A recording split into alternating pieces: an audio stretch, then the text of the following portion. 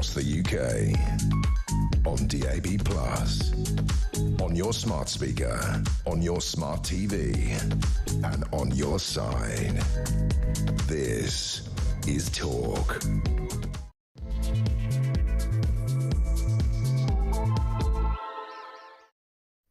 There you go. Good evening and welcome to the Political Asylum right here on Talk. I am your host, Kevin O'Sullivan, and I'll be with you all the way until 10 o'clock. Stand by for 3 compelling hours of news, views and incisive debate. Get stuck in, get on the show, get on the phone and call me on 0344499 1000 or WhatsApp voice note me on the same number and I guarantee I'll play your message out. Can't say fairer than that.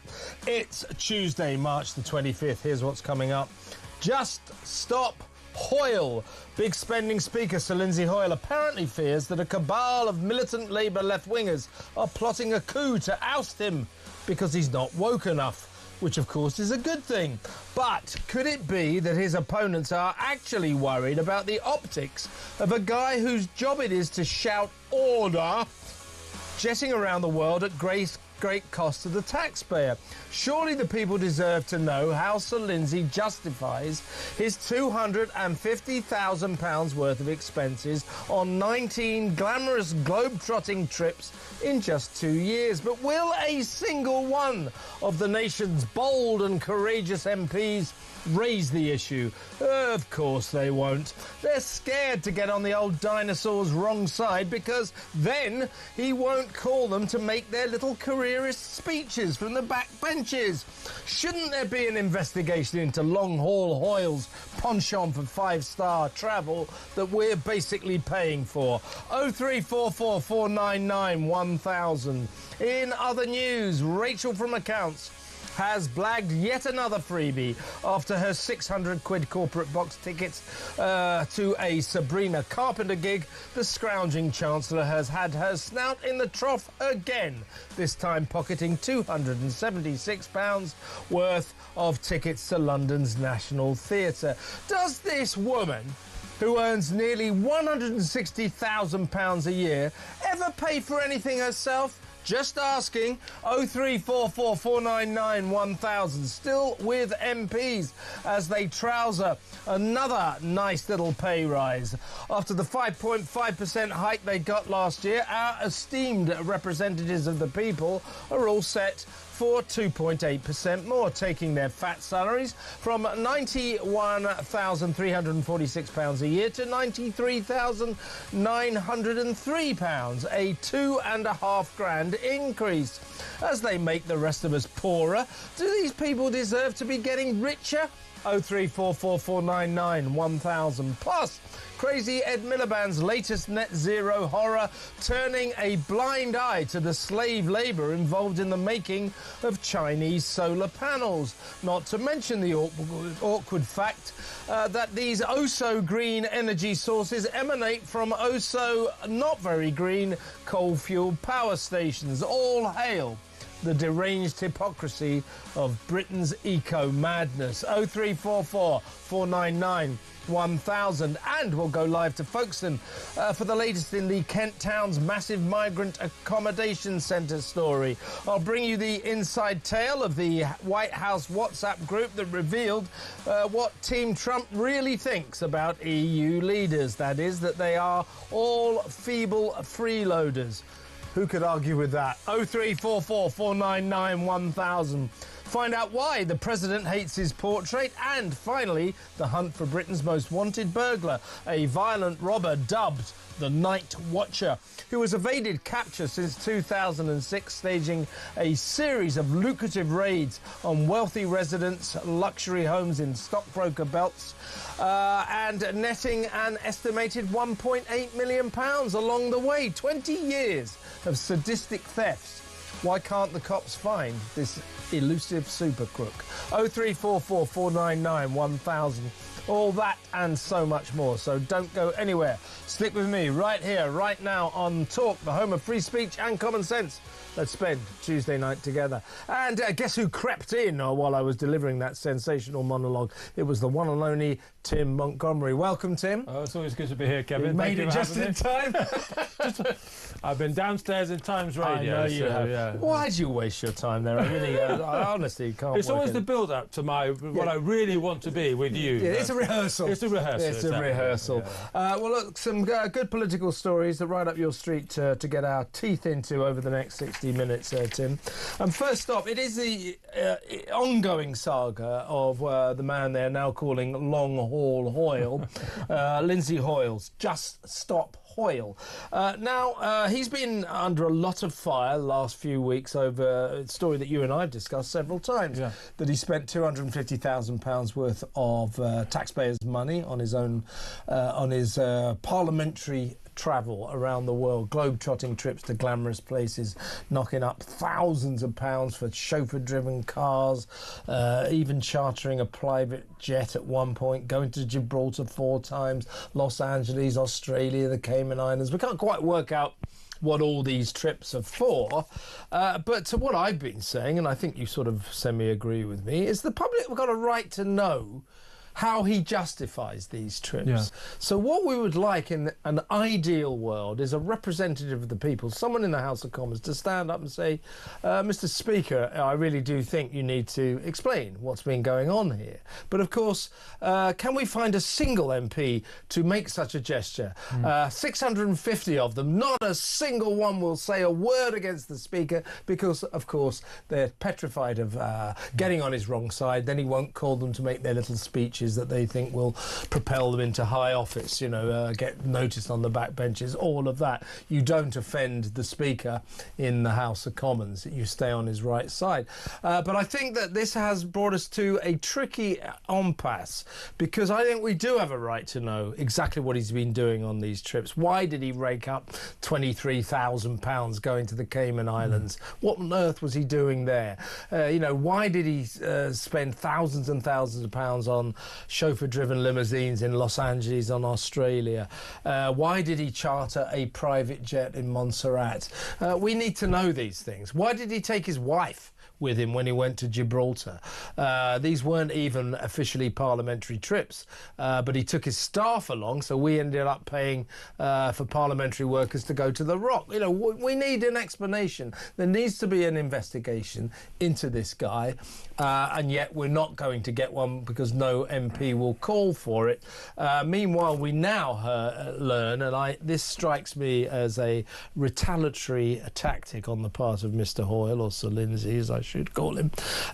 He is letting it be known that he fears there is a plot by a cabal of militant Labour MPs trying to oust him because he's not woke enough. I suspect there may be many MPs who want to get rid of him, because they're Labour MPs in particular, because they realise that the optics of this are very bad for the government. He is a Labour man. He's spending thousands, £250,000 of our money, and this sounds to me like he's trying to sort of say, oh, they're trying to get rid of me because I'm not woke enough and I'm not militant enough. Well, you know, maybe that's true. I suspect if there's any kind of plot against him, it's because Labour MPs are very worried about the money he's spending. Absolutely. And therefore, again, we find ourselves in this tricky situation that a man whose travel should be investigated, the people have a right to know. It looks as if we won't get that. And now he's putting around these, or it looks as if his office is putting around these stories. Oh, no, it's only because I'm traditional Labour. I'm Conservative with a small c. No. I think this is a very awkward situation, and I think the people deserve some kind of explanation as to why this guy's been spending so much of our money. 100%. And, you know, do you remember when Michael Martin was the former Speaker? Goebbels Mick. He got a sort of quite indulgent, really, of MPs and expenses. And it took someone like Douglas Carswell, he was then a backbencher MP, who was really unafraid of anything. He was the one that sort of broke that consensus. But one thing, sort of dimension of this that I'm worried about, Kev, is that we've also looked at, when we've had some of our times together, we've looked at the huge expenses of Labour ministers, for example, on their flight bills. Yes. David Lammy and others, racking up huge amounts of money at taxpayers' expense when they said that they would cut these bills. Now, of course, a Conservative MP, a Reform MP, a Liberal Democrat MP, who now calls on the Speaker to have an emergency statement, for example, on the expenses of Labour ministers, is at the back of the Speaker's mind thinking, do I really want to grant this emergency question? Because if there's going to be sort of questions in the House about expenses abuse, are they going to be coming for me next? Will they come for me in that question period? So there's a real conflict of interest actually developing here that really needs to be exposed, because the Speaker may now be not granting emergency debates on matters of real public interest because he doesn't want the next person to be in line to be himself over his own expenses questions. Indeed. Lots and lots of questions need to be asked, and as I say, it presents a real problem when the person in the frame is the Speaker, because we've got 650 MPs. I guarantee you every single one of them is going, what the hell is the Speaker doing in South Africa, St Helena, Australia, Los Angeles at the taxpayers' expense? What the hell is he doing? But not a single one of them will speak up against the man who calls them to make their speeches. So democracy is really being dished a disservice here. Yeah, but there is an opportunity, I think, for one MP to actually look like we would highlight him or her, wouldn't we? If they sort of stood up in the House of Commons and asked the questions that everyone's asking. When we've had our discussions that we've had here on social media, the clips of these discussions have really taken off. People are very exercised by this question of what Sir Lindsay Hoyle has done. So one MP, they may lose a bit of favour with the Speaker temporarily, but actually the public sort of support they might get for bravely asking questions that no other MP will ask, and we would give them the attention if they weren't called in the House of Commons. We would back them, wouldn't we? We would give them cover. So there's an opportunity. There's an opportunity for one MP to bravely come out and ask the questions we all want answered. 19 glamorous trips, always to nice places like the Caribbean. I went there twice, Los Angeles, Australia, Cayman Islands, as I said. Always nice places. He went to Gibraltar 4 times, where he is the Chancellor of the local university. Lovely post to have. I mean, he said that he had to amend his records after it was revealed that he took his wife on several of these trips. So presumably that's because we didn't have to pay for his wife. But he did take his staff, so we would have had to pay for them. And I'm wondering why we had to pay. If we had to pay for him, I think, again, we're owed an explanation, because him being Chancellor of the University of Gibraltar, very esteemed position, of course, but it's nothing to do with Parliament. So I hope we didn't pay for him. He did say he amended his records. Something is not right here, folks, and I want to hear what you think about this. Don't we have the right to know how Sir Lindsay Hoyle justifies his globe-trotting trips around the world? 19 very glamorous trips in 2 years. On one of them, when he went to South Africa, he was actually on his way to St Helena, which is a sort of British province in the middle of nowhere in the middle of the Atlantic. But he stopped off in South Africa for 4 days with his team, and nobody knows what they did for those 4 days. I mean, it could be that the planes were such that he had to wait or something, but what did they do in those 4 days? And on that trip, by the way, he got to the airport and he took a lot of luggage. This was an airport in Britain. Excess luggage. They said, well, if you want to take all this luggage, it's 500 quid extra. He paid, or rather we paid, 500 quid for his extra luggage. Is that being responsible with taxpayers' money? No. Is this something to do with the Speaker's regalia that he has all this excess baggage? I don't know the answer. Maybe there are some good explanations for some of these questions. But if there's no procedure, there's no mechanism for which we can ask these questions, you're undoubtedly, in the absence of answers, we're going to speculate, because This is taxpayers' money involved, and a lot of it, not small amounts of money. Yeah. And what is it about these speakers? Because the other expenses that he's racked up, not directly, I suppose, down to him, but they sort of are. He had his palatial apartment in Westminster, where the Speaker resides, said to have the best view of any residence in all of London. He had that done up, renovated, £7 million. And he also organised of himself. These people have got such high opinions of themselves. A massive sort of stately portrait, £36,000, which is now hanging in the corridors of power at Westminster. So a lot of money going south, thanks to Sir Lindsay. And we are not getting any answers. Do you think, folks, that we deserve them? We do, don't we? And can we get a single MP to raise the issue? I was thinking, Tim, you know that Bob Dylan song, great line, when you got nothing to lose? Yeah. Rupert Lowe, why doesn't he bring this issue up? He'd be superb. It seems to be pretty fearless. Yeah. I think that's one for Rupert. If you're watching, Rupert, England expects. So when we come back, let me know what you think about Lindsay's lavish spending. His nickname is Long Haul Hoyle. Just stop Hoyle, we say. Let me know what you think about his spending, and would you like to see another speaker who was perhaps a little bit more cautious, careful with our money? 0344499 1000. Still with expenses and their lavish lifestyles. Next up, we're going to be talking about Rachel from Accounts. You remember we discussed yesterday £600 worth of free corporate box tickets to a Sabrina Carpenter concert at the O2 here in London. She said, you can't buy these tickets. Yes, you can. Yes, you can.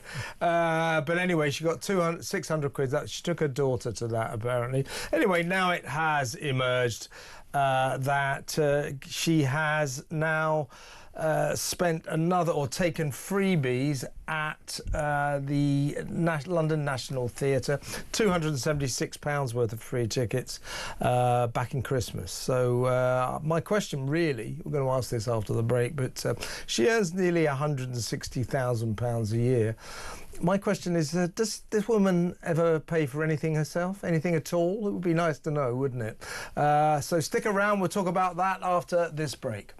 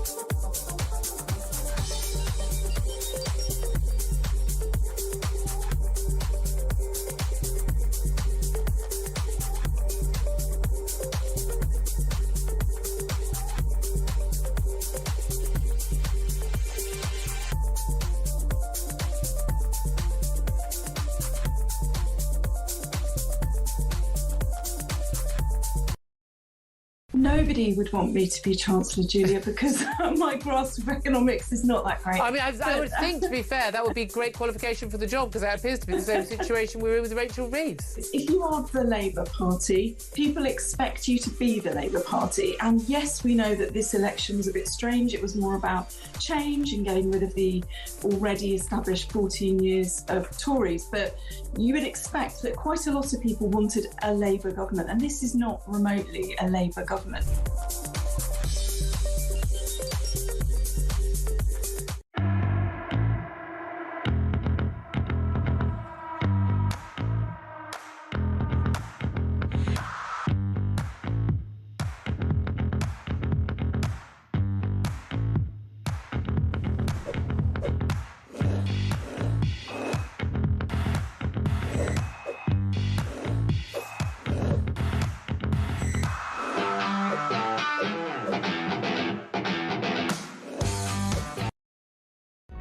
Across the UK, on DAB+, on your smart speaker, on your smart TV, and on your side.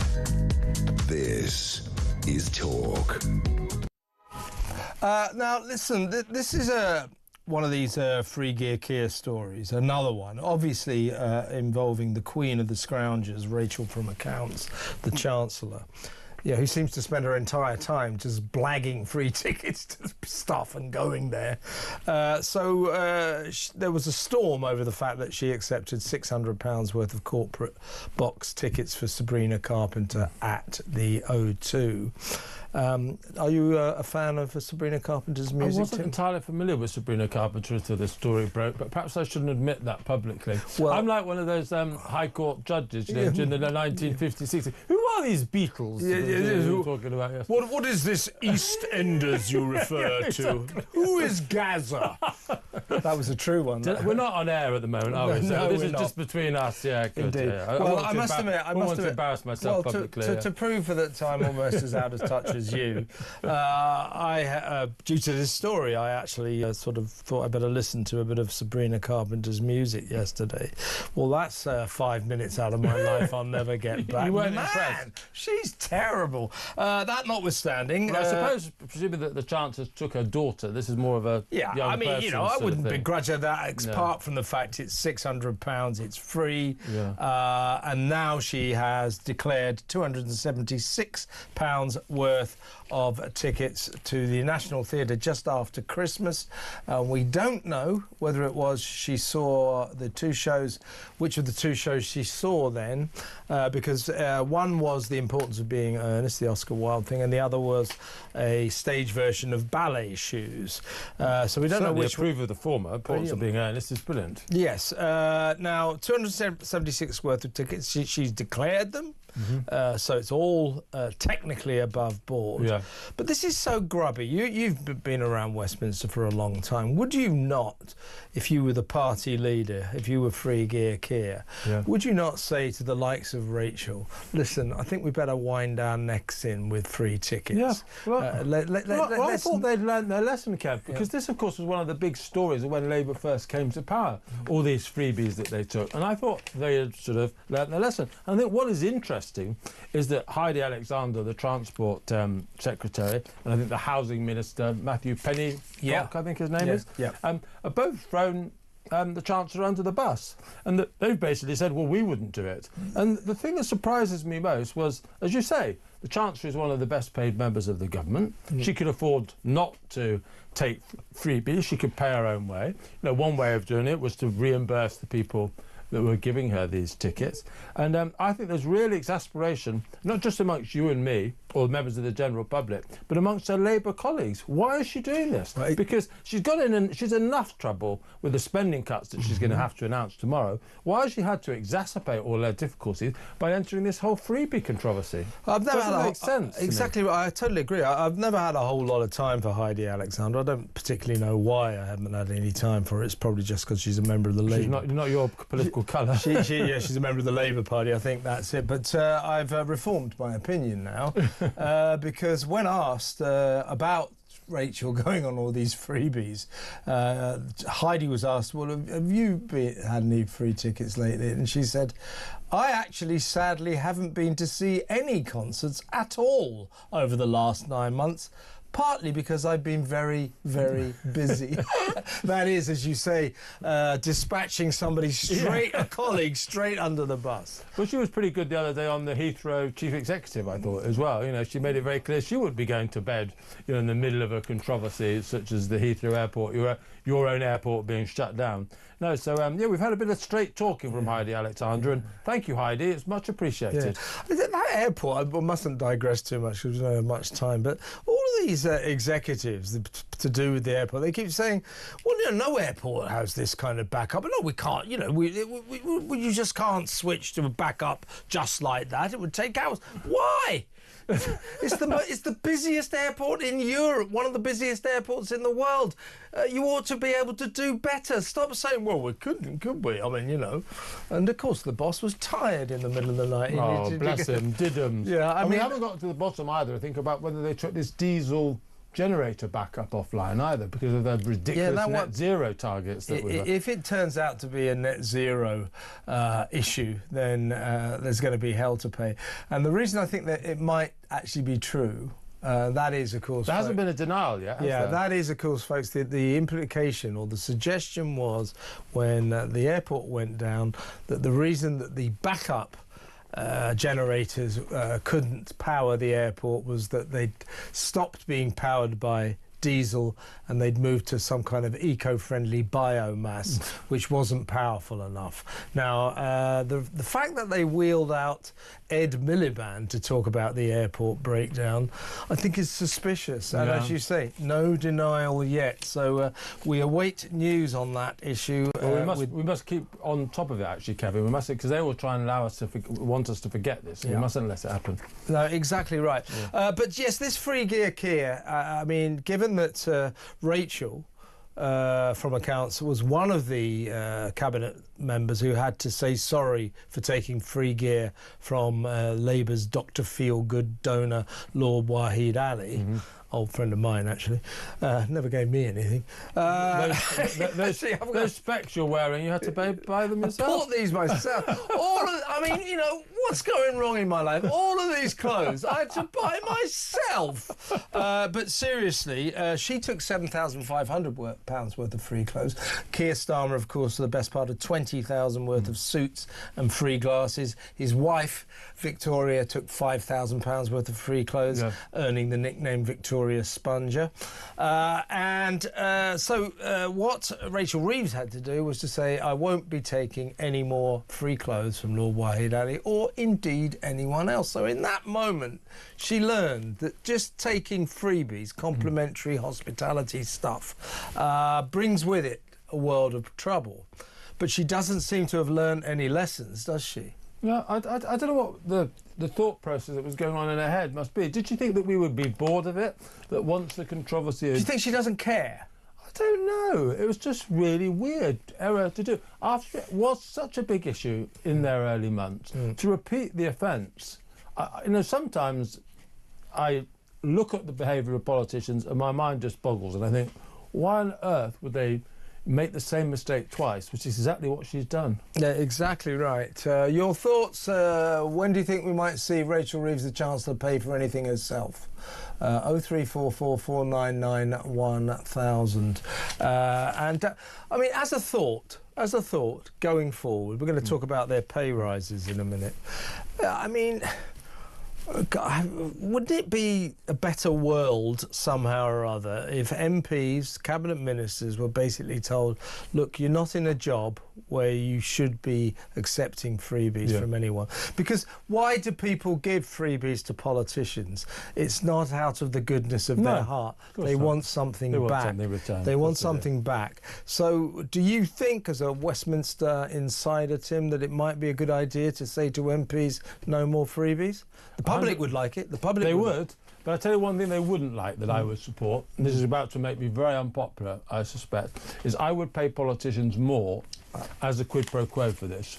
I think I would pay them more and say you can't take any outside interest unless it's a job that is, you know, like a doctor or something, where there's a clear knowledge advantage that you'd have from that job, and you can't take any freebies. Well, we're going to talk about this next, and I think I'm with you on that. I mean, We'll both be unpopular then. Well, no, I mean, I always like to say in these debates that what I would do with MPs' pay is halve it, you know, or they can have a quarter of the money, 25 grand a year or something like that. What's it they say? You pay peanuts and you get monkeys. Yeah, and, well, exactly. I think, I know lots of people who... the MPs get a good salary. It's a very good salary. But if we want the best people in our politics, you have to pay them. Yeah. And, well, look, let's talk about this because I like your idea, but we tell them no more lobbying jobs, no more. You know, you can have second jobs, but not the kind of jobs that you know, if you're a doctor, or wasn't there one MP who used to be a part-time fireman, didn't he? All that kind of stuff. That's fine. Yeah. But if it's the kind of job, if it's a lobbying type job that companies basically are hiring you because of the political influence you can deploy, then I think we've got to talk about it. And while we're talking about that, you know, wouldn't it just be a lot easier if MPs weren't allowed to take 600 quid worth of free concert tickets? And the other thing I would add, Kev, just for people think we're costing them even more money, is I'd cut the number of MPs. So you pay the existing number of MPs more, but the total bill would be capped. You wouldn't be spending more on MPs. You'd have fewer MPs, but those that were there paid a bit better. Well, that was this section that we were going to do after this break that's coming up now. So Tim and I are going to go to the pub. We'll be back. We'll be back in 15 minutes. Is Lindsay Hoyle paying for our pint? Undoubtedly. He's got plenty of money. No, we will talk about the MP's pay rise after this break, so stick around.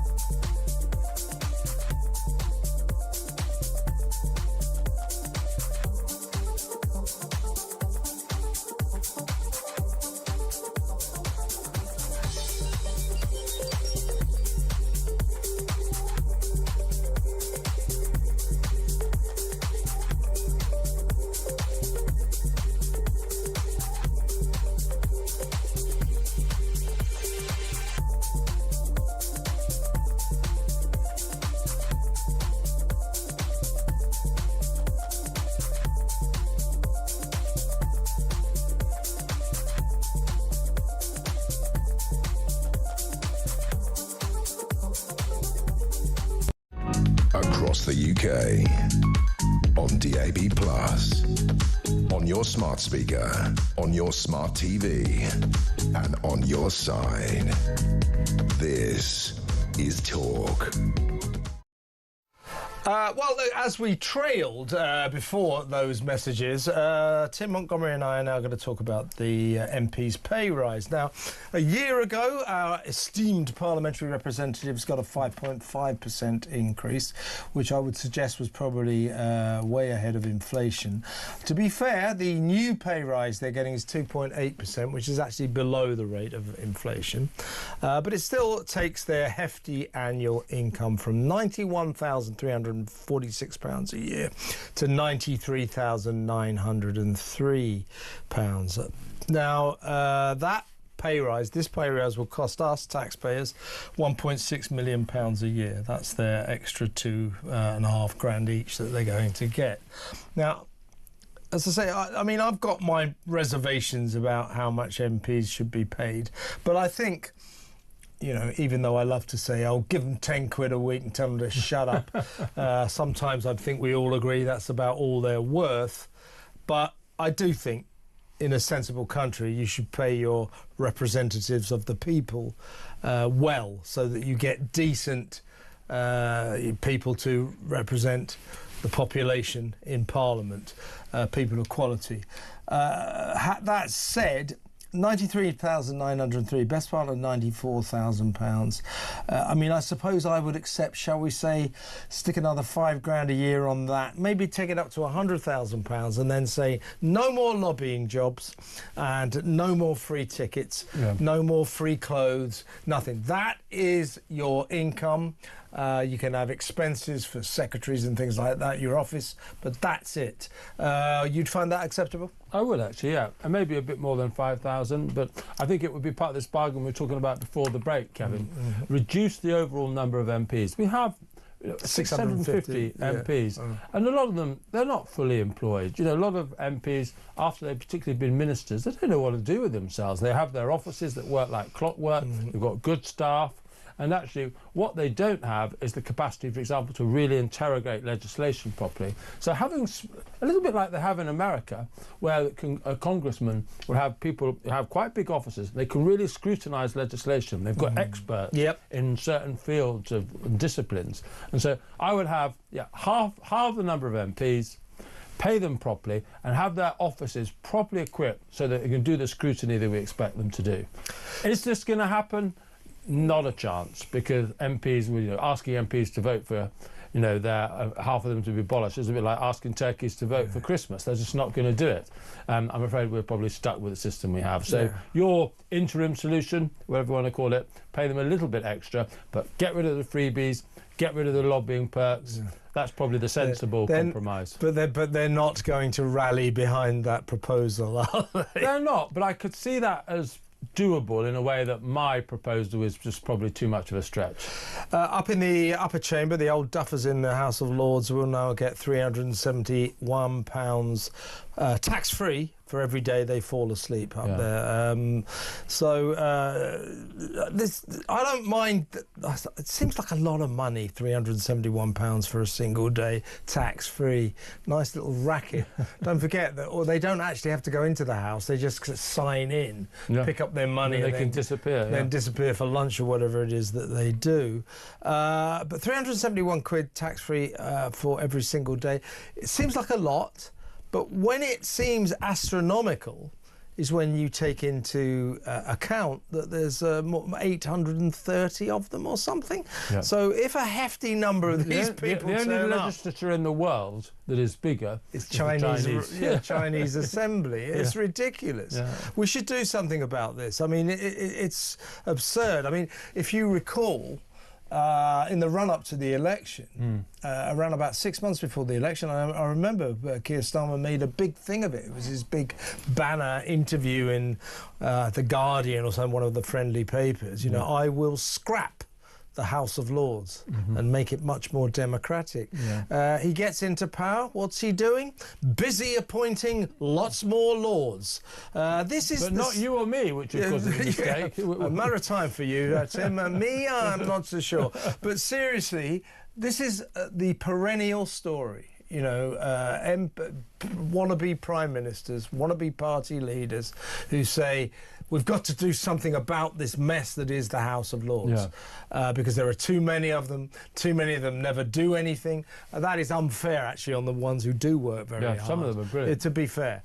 But I'll tell you, just to interrupt, generally, if I look at a Hansard of the House of Commons or the House of Lords and say it was a blind test, I can always tell which is which is from the Lords and which is the Commons. The Lords' debates are nearly always better quality, because those Lords that do participate in the subject, they're not so political as the MPs, they know their subjects, and they debate the legislation much more thoroughly. So I have a lot of time for the House of Lords, despite its defects. But it needs sorting out.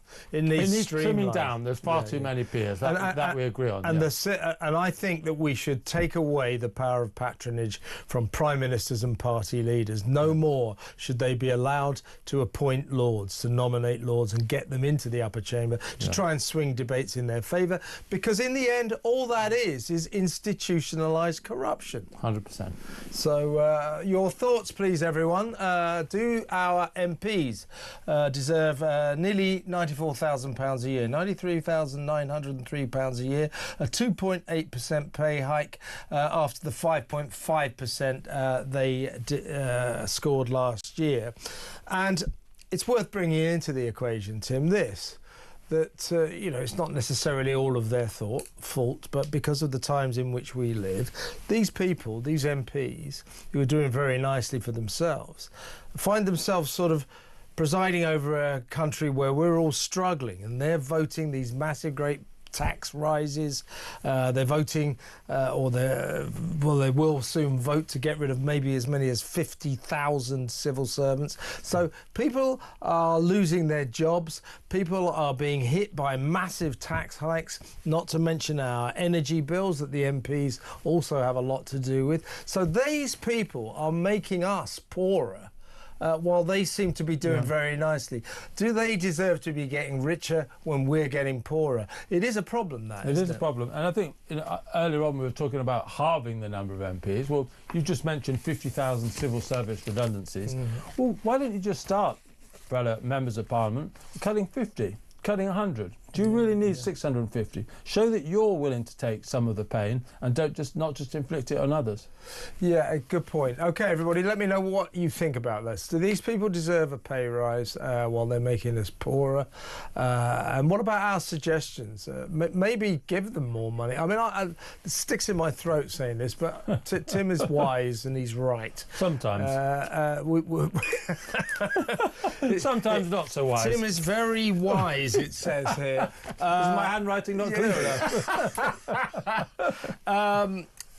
But perhaps a bigger pay package if we eliminate all lobby-style jobs, no more political influence jobs.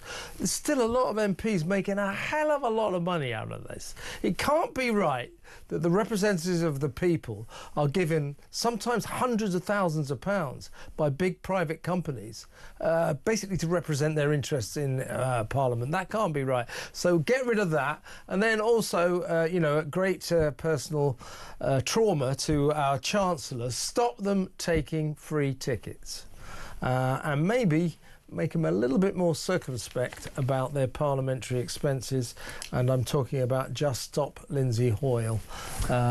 So let me know what you think about that. 0344 499 1000. And next up, after this next break, we're going to touch down on Planet Miliband, find out what he's been up to. Crazy Ed's at it again. That next, stay tuned.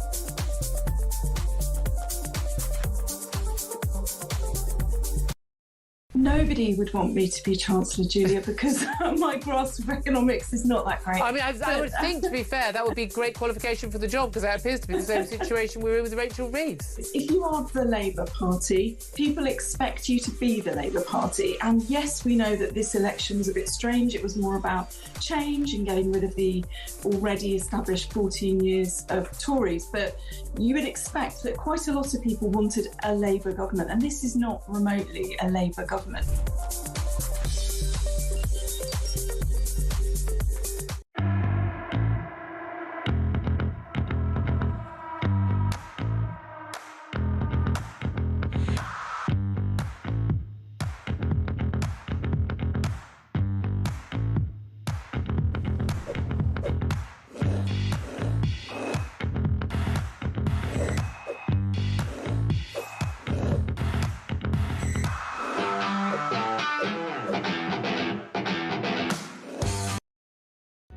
Across the UK, on DAB+, on your smart speaker, on your smart TV, and on your side.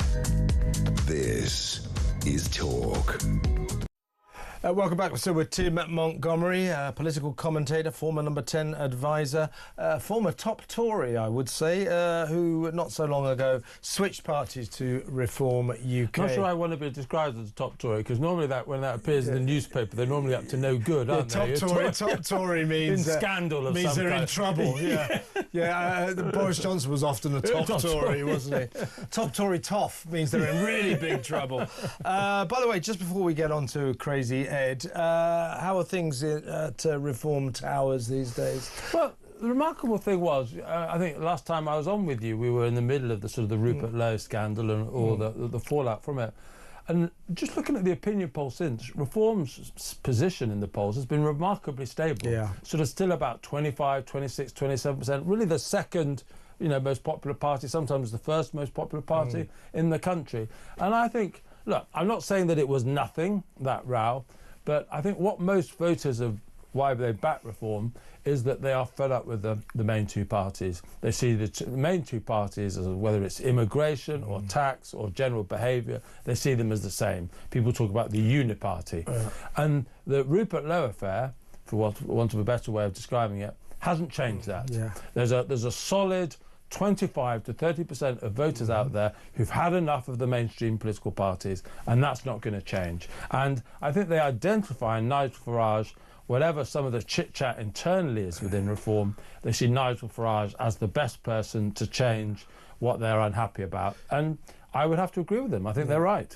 Well, our audience here at Talk, a lot of them still favour or like Rupert Lowe very much, and they made that very clear. It isn't that they don't like Nigel, but they liked Rupert. They liked some of the things he said. But I think what has emerged is that even those who are very doubtful about kicking Rupert out and didn't like the way that was handled, I think Reform could have done things a little bit more stylishly, but there you are. But I think that those who supported Reform were determined not to be derailed by this little local spat. They did see, or they see the project as bigger than a row between two guys. Yeah. So they were more than not. They were more than not just. They more than just passed over it. They were determined to stick with the project. And I think that they could still be on track. It's going to be really interesting.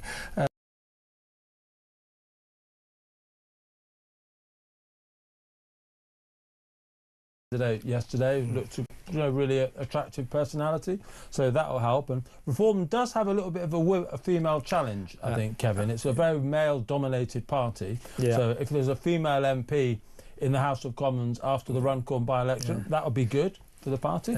I've just remembered we're in local election purdah, so in a minute I'm going to have to read out all the other parties. Probably. Sorry about that. So here we go. My fault. But yes, interesting times.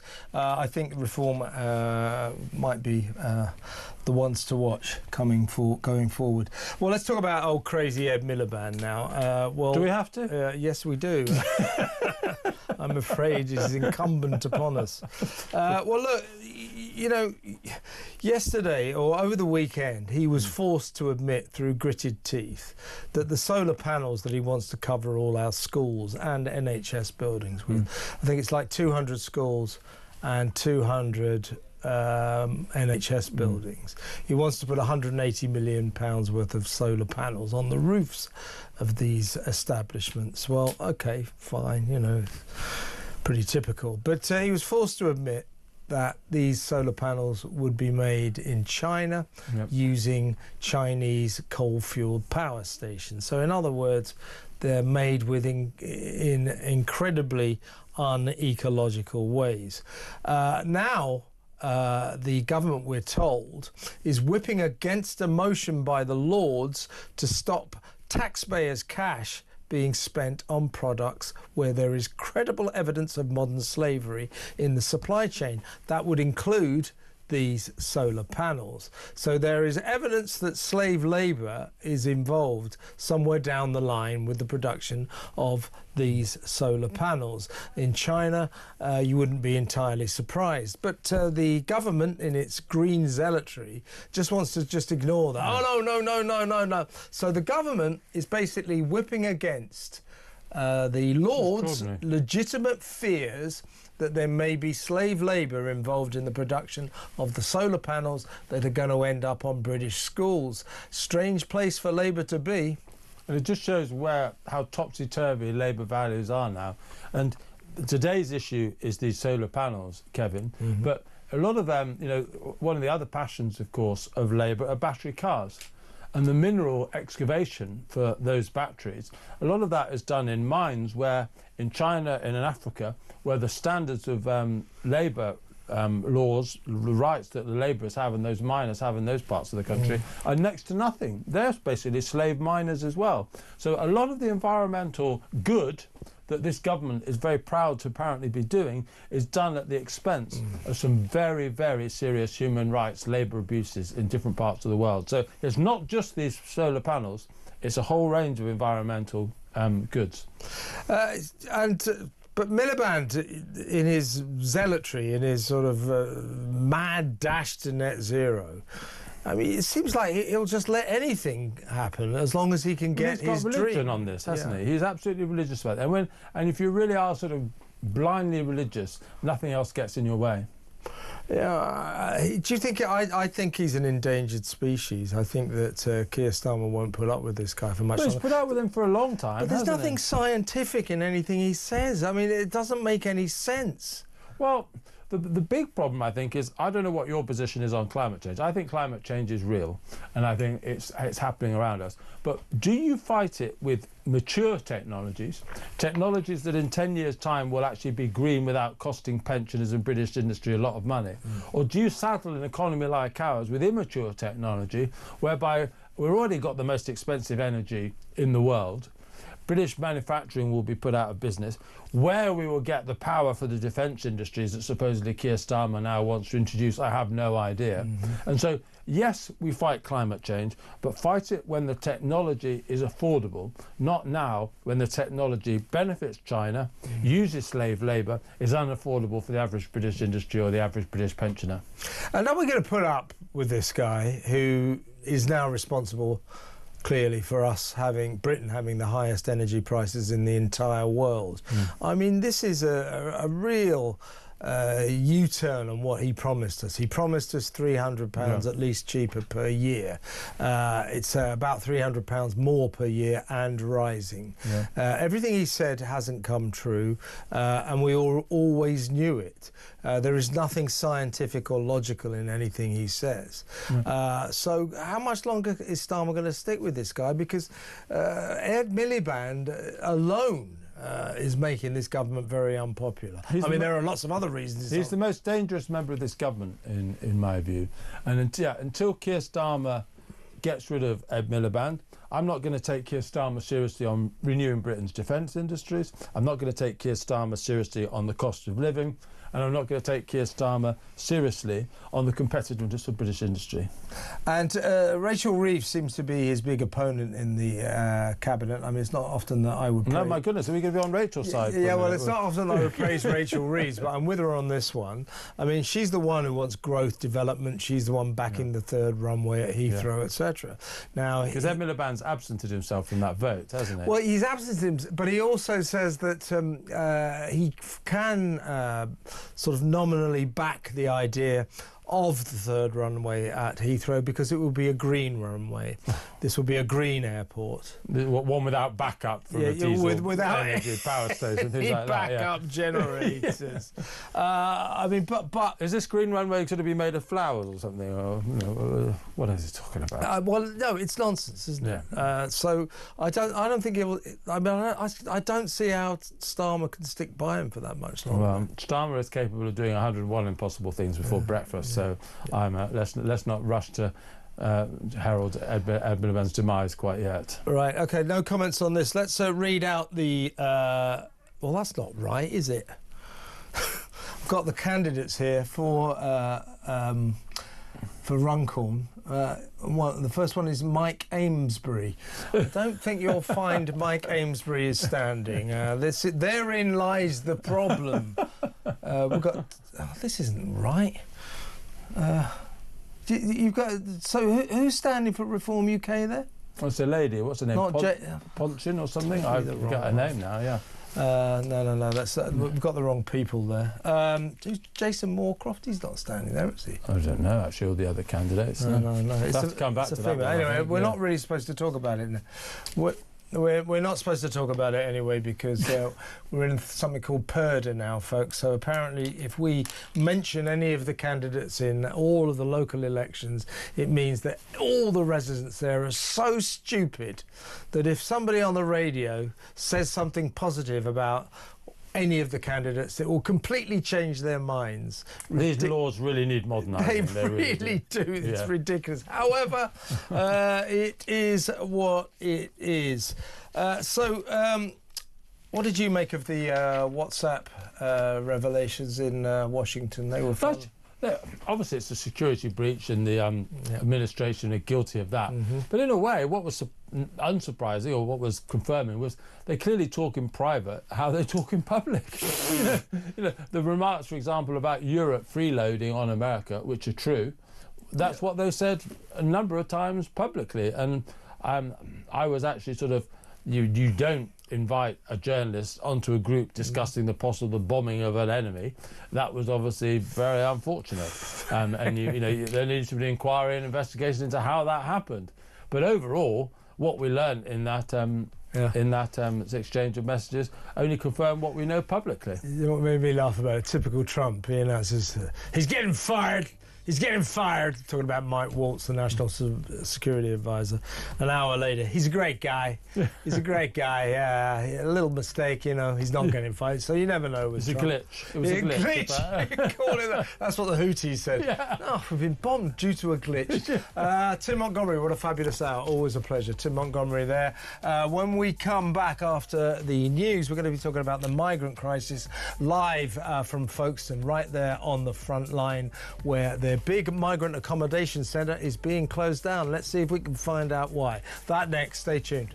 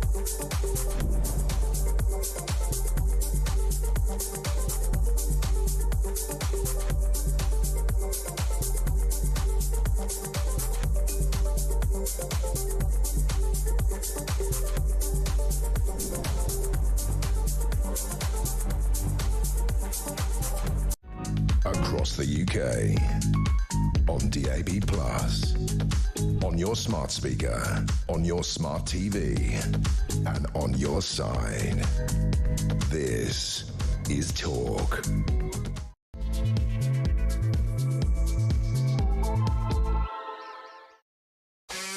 Welcome back.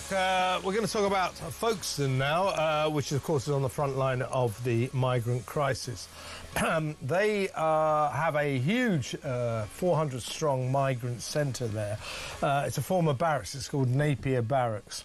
Caught fire at one point, but it's getting closed down as part of the termination of a £2 billion a year contract with a company called Stay Belvedere Hotels. Stay Belvedere Hotels apparently runs about 50 of the various places where migrants stay around the country, and it's responsible for about a quarter of the migrants and where they live when they're waiting for their decisions on their asylum applications.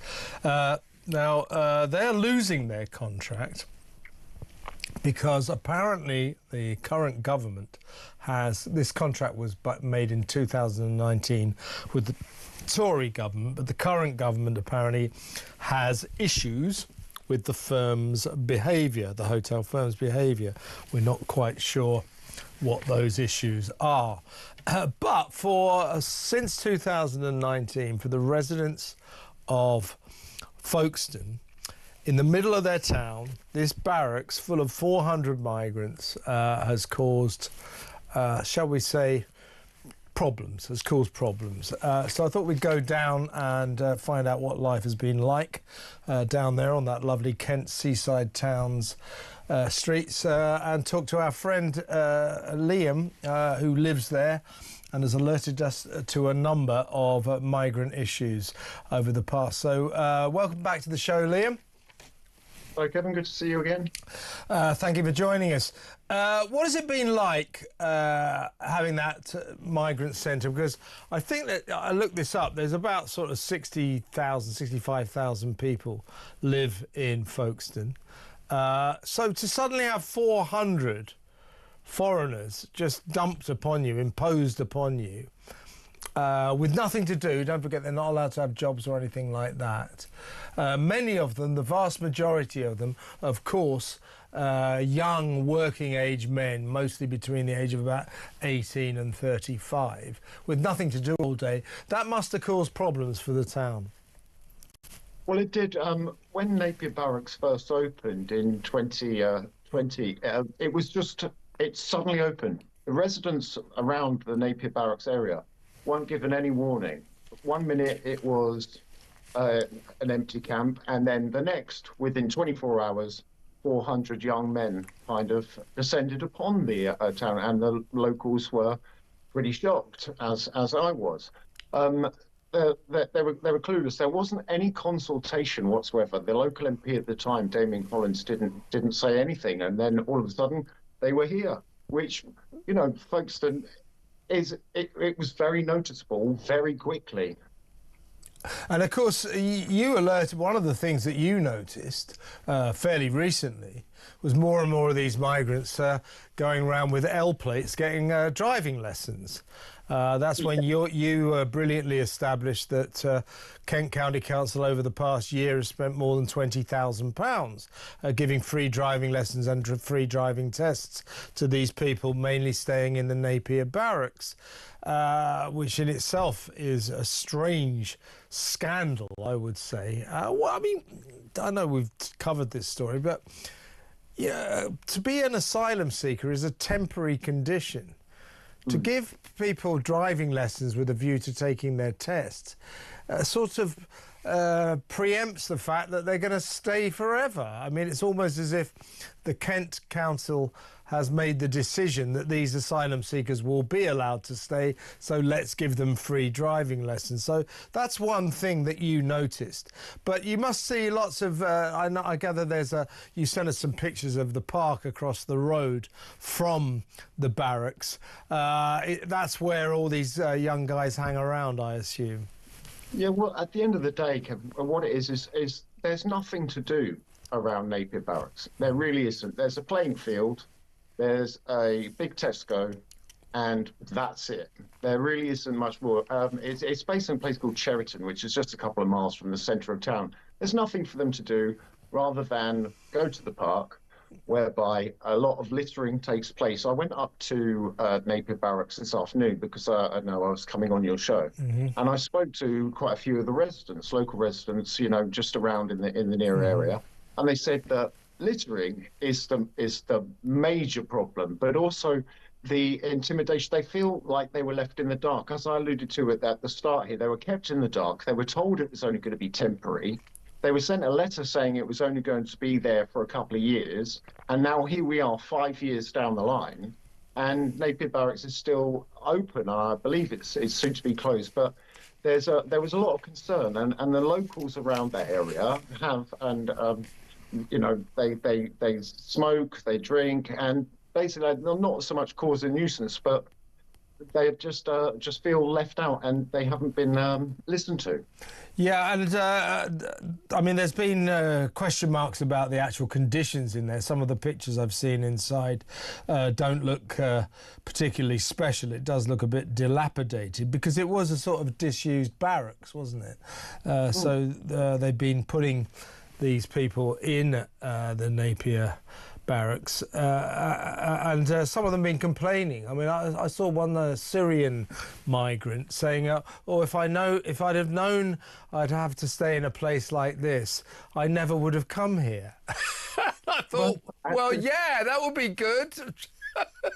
Well, there was a story which came out a couple of months ago. And I've just got the report here, and it was according to it was a recent report by the Independent Chief Inspector of Borders and Immigration, which basically said that Napier was actually a pull factor because there was a safe and secure thing, that the knowledge that there was a maximum length of stay has actually had a positive impact on service users because they can't stay in Napier Barracks for any longer than 90 days before they get accommodation. So rather than go and sit and languish in hotels for how many odd months, they know that within 90 days you can go to Napier and then you'll be moved on to, what is it, an HMO, for example. So he said that this is from the report itself. They told inspectors they'd asked for their friends to be moved from hotels to Napier because of the maximum length of stay policy and the degree of certainty that it provided. The site actually has a 5-star food and hygiene rating, has a positive experience, and they meet cultural events to foster a positive and relaxed atmosphere where service users and staff could mingle and dine together. So actually Napier was quite a pull factor over recent months. Yeah, I have to say it's actually that bad. It's beyond me. Yeah, but I read, you sent me some stuff, and apparently the food at Napier is very good. And as you say, if you get put into Napier, I mean, they're going to close it, they say, in September. But knowing the migrant crisis, I'll believe that when I see it. You never can tell. It's very much a movable feast. But the 90-day time limit means that they feel that they'll be moved to proper housing after 90 days, and therefore their situation will become more permanent. So good food, the guarantee of getting good housing after 90 days. Napier was a popular place, or is a popular place for migrants to go, which means you people who live in Folkestone, you know, have got 400 migrants milling around for the foreseeable future. Yeah, it's the fact that there's nothing to do. And you see, when I was actually speaking to people earlier on today, they were saying that, right, where will they go now? It's a local community. So if you look at, say, in Wethersfield, people are reluctant to speak. And obviously the people I'm speaking to don't want to be on camera or anything. No, but they're sure. saying, but the sense of relief, Kev, the sense of relief that it's finally closing is tantamount to but they feel like left in the dark, but they're glad it's ending, but they feel sorry for where they might end up next. Yeah, indeed. I mean, where do you think they might be moved? I mean, presumably it'd be around Kent or something, because I believe there's. I remember from your driving instruction story, there's like 5,500 migrants living in Kent. So presumably these people at the Napier will just be moved to some other bit of Kent. Well, that's it. But also, as I said, HMOs, houses of multiple occupancy. It's what really kind of gets on my YouTube a lot of people that really feel that it grinds their gears is that they are pushed higher up the housing list.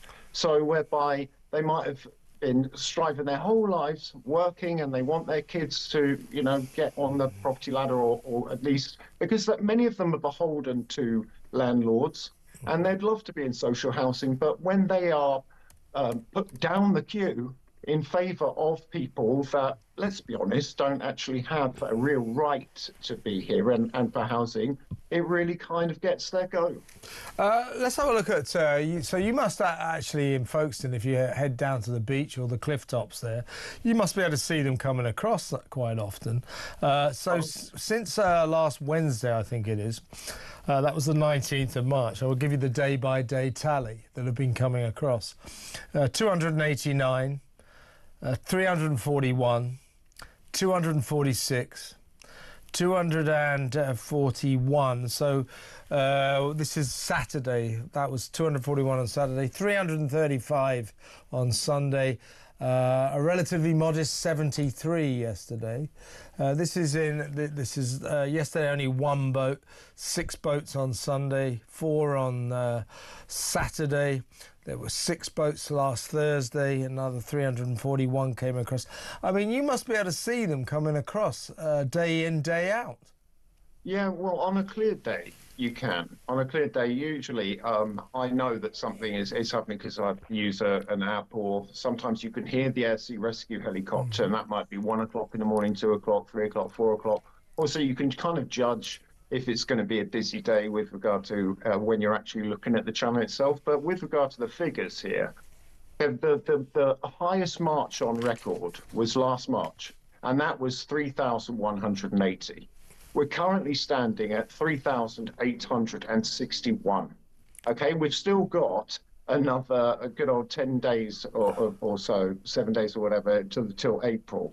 We're on 3,861. I think this March alone, we're going to hit around about 5,000.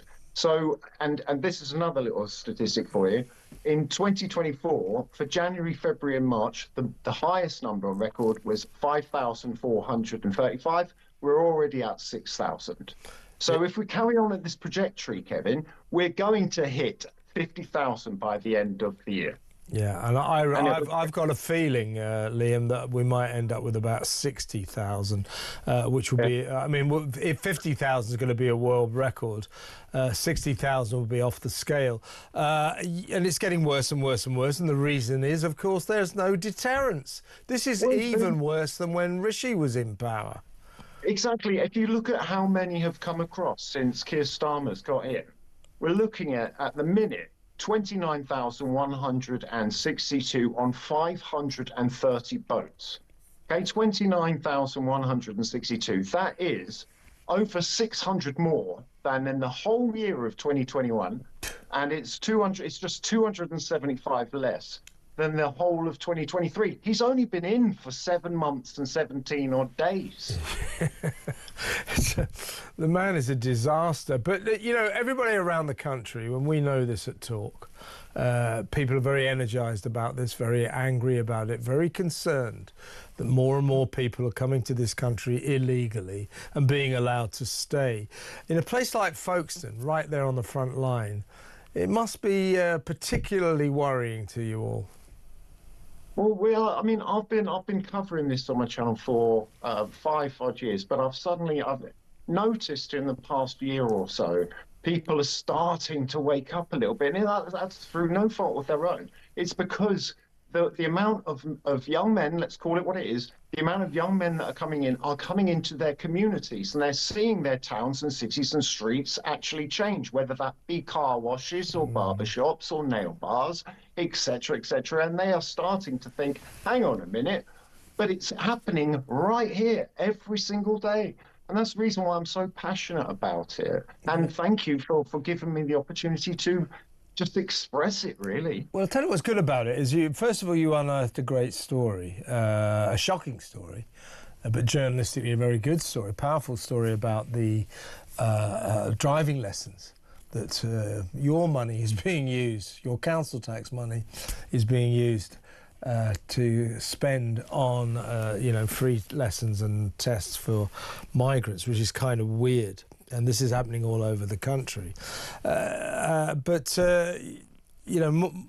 I'm very interested in that, but very interested in what it must be like to be there right on the front line. I mean, it must be the whole migrant crisis to people in places like Folkestone, Dover, Deal. It's palpable. You see it. You see these people landing on the beaches. You know what it's like. People who live inland, they're not really in touch with it, but you are seeing it day in, day out. And you'll know this, Liam. Here comes your summer of discontent, because when the weather gets good, they really start coming across. It's like the Spanish Armada, only it's the Calais Armada. So, yes, stand by for the evasion over the summer, yeah? It's in the summer, you can see some days it's going to be well over 1,000. That's a busy... 1,000 in a day. 1,000 in a day. And what is this government doing about it? Oh, I know, absolutely nothing. Absolutely nothing. Well, listen, Liam, always a pleasure to talk to you. Keep up the good work. We'll stay in touch, and I intend you to be a regular guest on this show. That's Liam T. down in Folkestone. What do you think about this? As he said, I reckon we're on track for minimum 50,000, the world record of illegal channel crossings this year, possibly 60,000, maybe even more, and that is because we have a government that is doing nothing about it, nothing whatsoever. Forget about this border security command. They haven't caught any people smuggling gangs, and even if they do, it won't make any difference. If you don't stop the migrants, you won't stop the gangs. Simple as that. What should we be doing about this, folks? What should Keir Starmer be doing about this to get a handle on it? Because it is spiralling out of control. That isn't to mention the million foreigners we let in legally every year. Honestly, this country is a basket case. It is totally insane. Your thoughts? 03444991000. When we come back, we're going to talk about this WhatsApp leak, security leak. I'm less interested in that. I don't really care about the security of what goes on in the White House and Washington, but I'm very interested in what this WhatsApp group involving J.D. Vance, Pete Hegseth, the Defence Secretary, various other luminaries, what it revealed. It revealed what they really think about EU leaders. They loathe and detest them, and they think that they are feeble freeloaders. Very interesting window into the psyche of Donald Trump's administration. Team Trump, what they really think about European leaders. It ain't good, folks. We'll talk about that next. Stay tuned.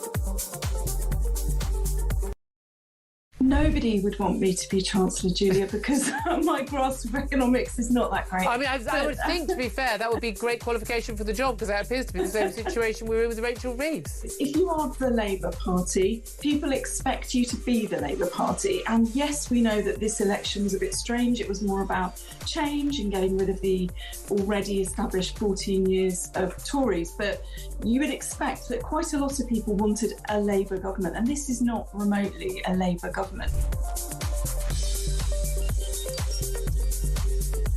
Isn't it? Is it? It was politically motivated. Yes. I've upset the Labour Party. Yeah. He's screaming like a pig, like Starmer, because I said, you know, him, Rayner, Reeves, they're not qualified to be in that job. Yeah. They're misleading the public. Yeah. They're taking the country to ruin.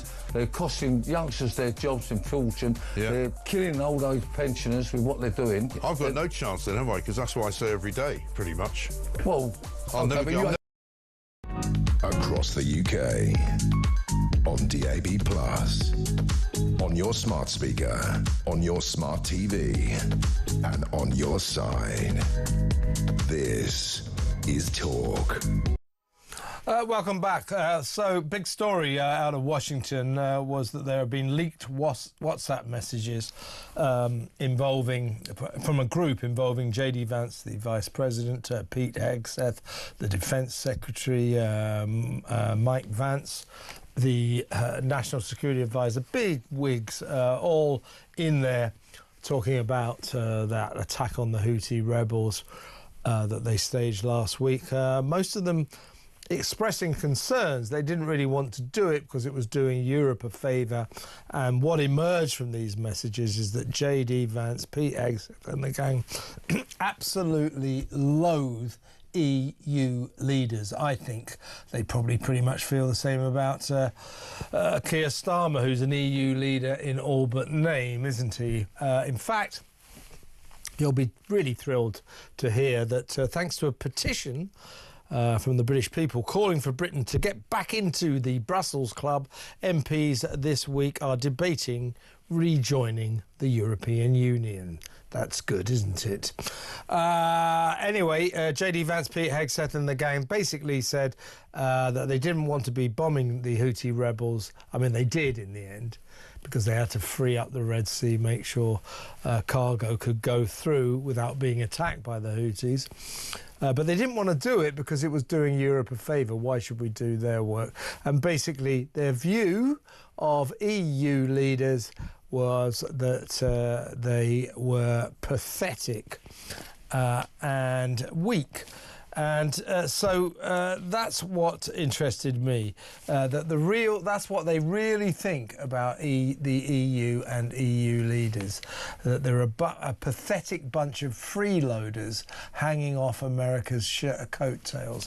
And we have been for a long, long time, haven't we, expecting America to defend us. Not really paying our way when it comes to NATO or the defence of our own countries, because we expect America to do it for us. These pathetic freeloaders aren't going to get much shrift from America any longer, quite clearly. Fascinating insight into the mind, the psyches of J.D. Vance, or Team Trump, if you like. And you can rest assured Donald Trump is no great fan of these EU leaders either. You know, as I keep saying, old Keir Starmer, I'm on the bridge between Europe and America. No, he's not. Trump and the gang, they just think he's the same as the rest of them because he is a weak, feeble European leader. Let's talk about this. It's a new guy from the Republican Overseas Organisation. Welcome to the fold. It's Josh Dambacher. Welcome, Josh. Nice to meet you. Thanks, Kevin. Great to meet you. Now, as I say, what interested me about this, I mean, there's obviously a security issue. What on earth was Mike Waltz allowing the editor of The Atlantic magazine, Jeffrey Goldberg, into this WhatsApp group? That was obviously a big mistake. Pete Hegseth saying, nothing of national security was leaked, but he shouldn't have been in the group. But I don't really care about that. I suppose it's a bit of domestic housekeeping that Donald Trump's got to see to.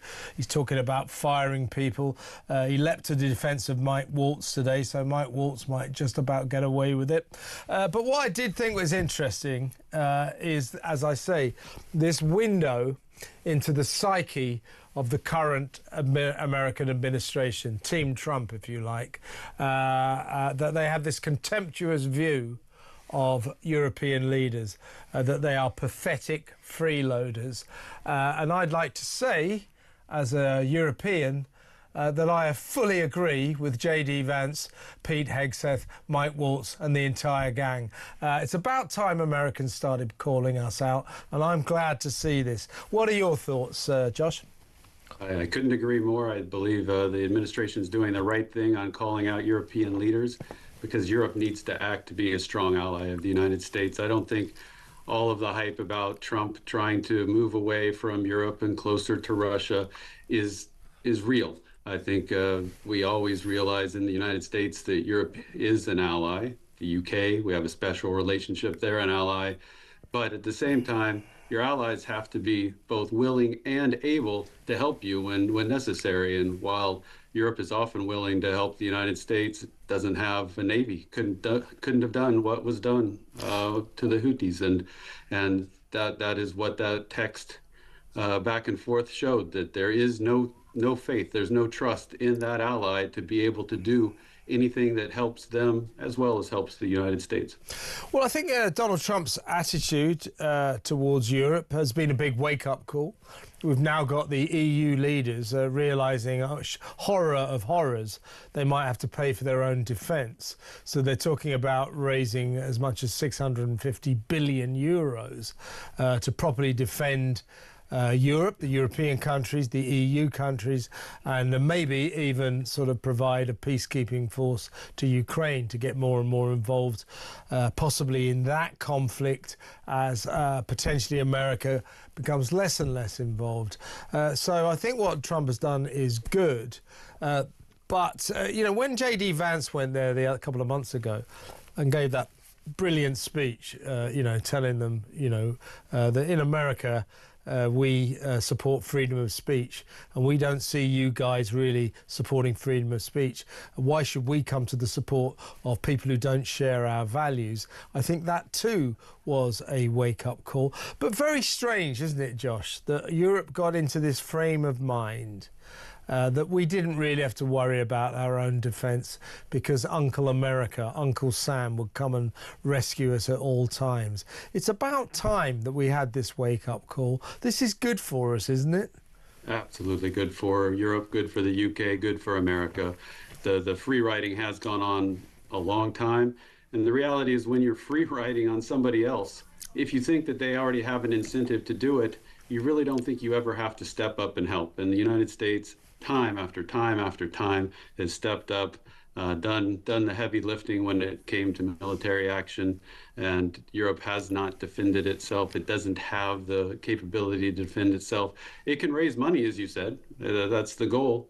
But even when we had a coalition of the willing, the Prime Minister had 30 countries here and they could only find 15,000 troops, that's 500 a country. I'm sure we could go out on the street and in a couple of weeks find 500 people to go fight for a country to help be a peacekeeper in the Ukraine. So it is something that needs to change, and that coalition of the willing is not able. Yeah.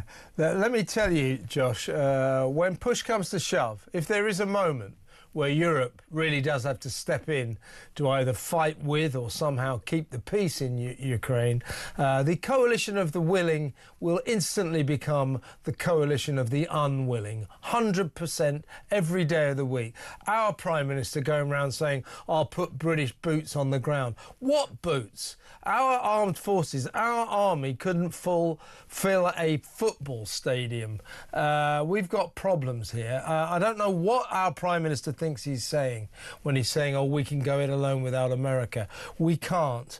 Where do you think we stand in terms of Ukraine? Where are we at the moment in terms of the peace talks, in terms of what may happen going forward? Look, I think this administration is talking, and the last administration put their head in the sand for 3 years. threw out just enough weapons and assistance to keep a stalemate, keep the deaths toll rising on both sides. And I think the negotiation is ugly. We see a lot of it in the public, for better or for worse. But that negotiation is going to lead, in my view, to a step-by-step ceasefire and hopefully some type of peace or a reduction in the violence. And I don't think there's anybody on either side of the aisle in the U.S. or internationally that really believes that this war can go on as it has for the last several years, with the number of deaths and Ukraine losing its country step by step. So all of the talk about negotiations and giving it up to Putin, to talk is not to be an appeaser. It's what you need to do to get to a place where you understand how to get a peace. So I think that to go back to the WhatsApp messages, Josh, I think that I'll read out some of them in just a second. I think what comes out of them is not. People say, oh, this proves just how much the Americans or J.D. Vance, Pete Hegseth and the gang hate Europeans, hate Europe. I don't think it's that. I think what emerges from these messages is a deep sense of frustration. About time these guys started paying their own way. About time these guys started fighting their own battles. About time they stopped sucking on the teat of Auntie America, if you see what I mean. But that notwithstanding, so we've got J.D. Vance. J.D. Vance very reticent about the Houthi raid, saying, I'm not sure we should do this. But Pete Hegseth putting the argument, saying, I think we should. So J.D. Vance says to Pete Hegseth, Pete, if you think we should do this, let's go. I just hate bailing Europe out again. Let's make sure our messaging is tight here. Pete Hegseth I fully share your loathing of European freeloading. It's pathetic, and so on and so forth. I think this is frustration more than a visceral hatred, right? About time we started stepping up to the plate. That's what they're thinking, isn't it? Well, I think if you look at those text messages, you see J.D. Vance is the only one that thinks that the dislike, the frustration with Europe is the goal that should trump, for lack of a better word, trump the desire to go and attack the Houthis, which is really there to create a deterrence that hasn't been in American foreign policy for 4 years, and to open up shipping lanes to the benefit of the world and including Europe. And so I think if you look at those text messages, you see J.D. Vance is the biggest Eurosceptic in the administration, and ultimately they made the right call: deterrence and attacking the Houthis to open up shipping lanes for the benefit of everybody. The reality is the Houthis are supported by Iran. They're only attacking Western ships. They're not attacking the communist Chinese ships that go through that area. And the world has changed. The world has changed. The U.S. wants to start focusing on China. They don't want to focus on Europe in the same way. And they would love for the European leaders to step up and actually have a coalition of the willing and able. Well, you could tell JD and you could tell Pete Hegseth from me that a lot of us in Europe share their view. The EU leaders are a bunch of pathetic freeloaders. Last question, Josh. Good to have you on the show, by the way. Thank you for joining us. Mike Waltz, National Security Advisor, is in the frame on this. As we understand it, it's not actually his fault that the Atlantic magazine's editor-in-chief Jeffrey Goldberg got into this WhatsApp group, which he shouldn't have been in. It was someone further down the chain of command that somehow or other let Goldberg in. At one point earlier today, it looks as if Trump would fire Waltz. A lot of insiders calling him... it's late enough at the night, isn't it? An effing idiot. But it looks as if Trump won't fire him. He says he's a good guy. A mistake has happened here. So it looks as if he'll survive this. I think he'll survive. If you look at the text messages, it's the entire Trump leadership team on that text back and forth, right? They're all implicated here. You can't fire the entire team. It was a mistake, a very bad mistake. Signal is used by by many government organizations in the United States to have these type of conversations. So it's not surprising that Signal was used. It's unfortunate that it went as far as it did and there was a reporter involved. Absolutely. Josh, good to talk to you. Come on again the show very soon. Josh Dambacher there from the Republican Overseas Organisation here in London. Do you think EU leaders are a bunch of pathetic freeloaders? I do. I mean, I don't really... I mean, I suppose you should care about the security of the White House, but I can't get too worked up about it. I just found myself utterly agreeing with everything J.D. Vance, Mike Waltz and Pete Hegseth said about our EU leaders. So here's to them, I say. What do you think? 0344 499 1000. When we come back, we'll take some of your phone calls. So get on the line, give me a ring. 0344 499 1000. Let's talk. It's good to talk on Talk.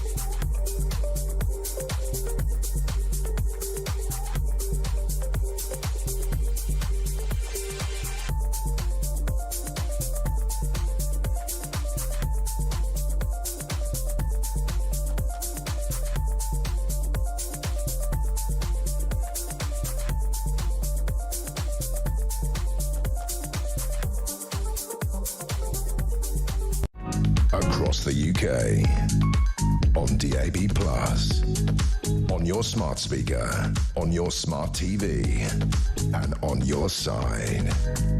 This is Talk. Welcome back. I want to read you out. This is from M. She said EM, as in Emily, I assume.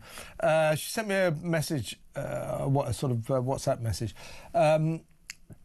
Hi Kev, 2 years ago I went to a B&B hotel because I had fled my abusive marriage. I had to temporarily live in this hotel for 10 months before the council gave me a studio flat to live in permanently. The B&B was full of migrants, most of whom couldn't speak English and left their rooms in disarray as they had no respect for anything, including women who they saw as beneath them. It was terrifying and horrible staying there, but the housing department couldn't find me an only women hotel or anything, as most hotels were full up already. The government's immigration policy is an absolute disgrace. Just interested in people who've had frontline experience of migrants, as Liam was just explaining in Folkestone. You know, in these towns where suddenly there's a hotel or there's an accommodation centre and you've got 800 or 1,000 migrants, foreigners suddenly living in the middle of a town, in a community, has a profound effect. And obviously Em there, she experienced life on the front line, on the migrant front line as well. Thanks for the message, Em. Right, let's go to the phones. Let's talk to Ryan in Cheshire. Hello, Ryan. It's actually Brian. Brian. Brian. Yeah. Hi, Brian. Hello, Kevin. How are you doing? I'm good. What would you like to say, mate? Yeah, well, it's just reiterating what you were just saying. There's just one hotel close to us that have taken these people in. There's 300. Well, 300 times a year. How much money is that just for one? Well, I'll tell you that, you know, they cost us, each one of those 300 cost you and me, British taxpayers, £40,000 for a year, each one of them. There you go, and that's just one hotel. And to be honest with you, it's not just these people that are coming over for whatever reason. It's people born here that during COVID, etc., they get paid by the government to sit on the backsides all the time. They just don't want to work. Now, obviously... Well, to be fair to the migrants, they can't. They're not allowed to. No, I'm not on about migrants. I'm on about the people in this country over here. Yeah. Born over here, and they just don't want to work. The youngsters nowadays don't know what work is, and I don't generalise, obviously. It's just terrible. Money's just given away for nothing. Our benefits, our welfare system is absolutely out of control. By the way, Brian, I've just calculated what your local hotel will cost us all per year, 300 of them. That's £12 million per year. Wow. It's good, isn't it? That's one hotel. Bearing in mind, there's something like about 200 around the country, if not more. Think about that. One hotel, 300 residents, that's £12 million a year. Multiply that by 200, 300, how many ever hotels we've got around the country. It's costing us billions and billions and billions of pounds. Absolutely it is. Yeah. And we can't get a few potholes repaired. Incidentally, when we do get them repaired, they're as bad again in no time at all. So they're coming out to repair them, and everything's just an absolute waste. It really winds people up. But a lot of people don't talk about it because it's against people's human rights. It's against, I don't know. Human rights. We should ban them. We really should. It's become a kind of a religion. No, I'm not against human rights. I'm against the European Convention on Human Rights, which has become a tyranny that has turned this country into a dysfunctional basket case, unable to deport paedophiles who've just done 5 years in jail for sexually assaulting children. Can't get rid of them because they're human rights, because they're back in Syria or wherever. They'll be persecuted under the terms of the ECHR. It's ridiculous. But I sense, Brian, that like so many of us, you just feel that the country is falling apart at the seams. It's everybody I speak to. They've all got the same opinion, but people just daren't speak up because you know yourself. You just be so careful what you say nowadays. Oh, yeah. Well, they'll call you a racist or whatever. All of that stuff. And yet what we're trying to get through is some sort of sense of common sense. That's what I think this country has lost. It's lost its common sense. It used to be a very sensible country. It's now turned into a mad country where nothing seems to make any sense. So I'm with you, Brian. But anyway, next time you walk past your local migrant hotel, remember that's 12 million quid a year. That's good, isn't it? Wow. That's opened my eyes. It really has. I knew it was a lot. But, anyway, thanks very much. Well, look, thanks for calling, Brian. Keep in touch. Call me again. Good call. Brian in Cheshire.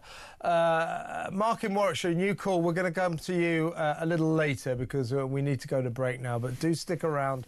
I definitely want to talk to you. I've got lots of other calls as well. So we'll be taking your calls in about sort of half an hour, 3/4 of an hour, something like that, then for the rest of the show. So we'll have about 45 minutes of calls in about half an hour. In the meantime, let's go to break. And when we come back, another Donald Trump story. You're going to like this one. There's a portrait of him hanging in Colorado's state building. And Donald doesn't like it. And he's made them pull it down. See if you can work out why. We'll have a look at that and we'll critique it after these messages. Stay tuned.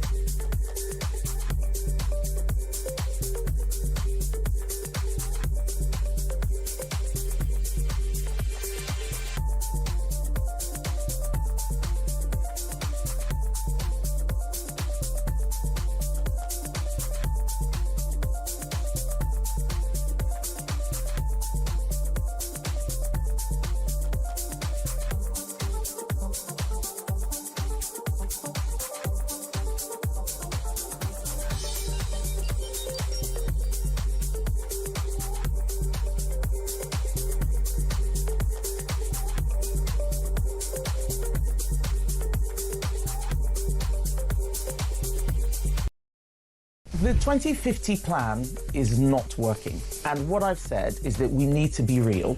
We can't just make announcements and look like we don't, like we're not thinking anything through. Especially when you see China opening a coal-fired power station every other week. And America doing it now as well. Yeah, yes, indeed.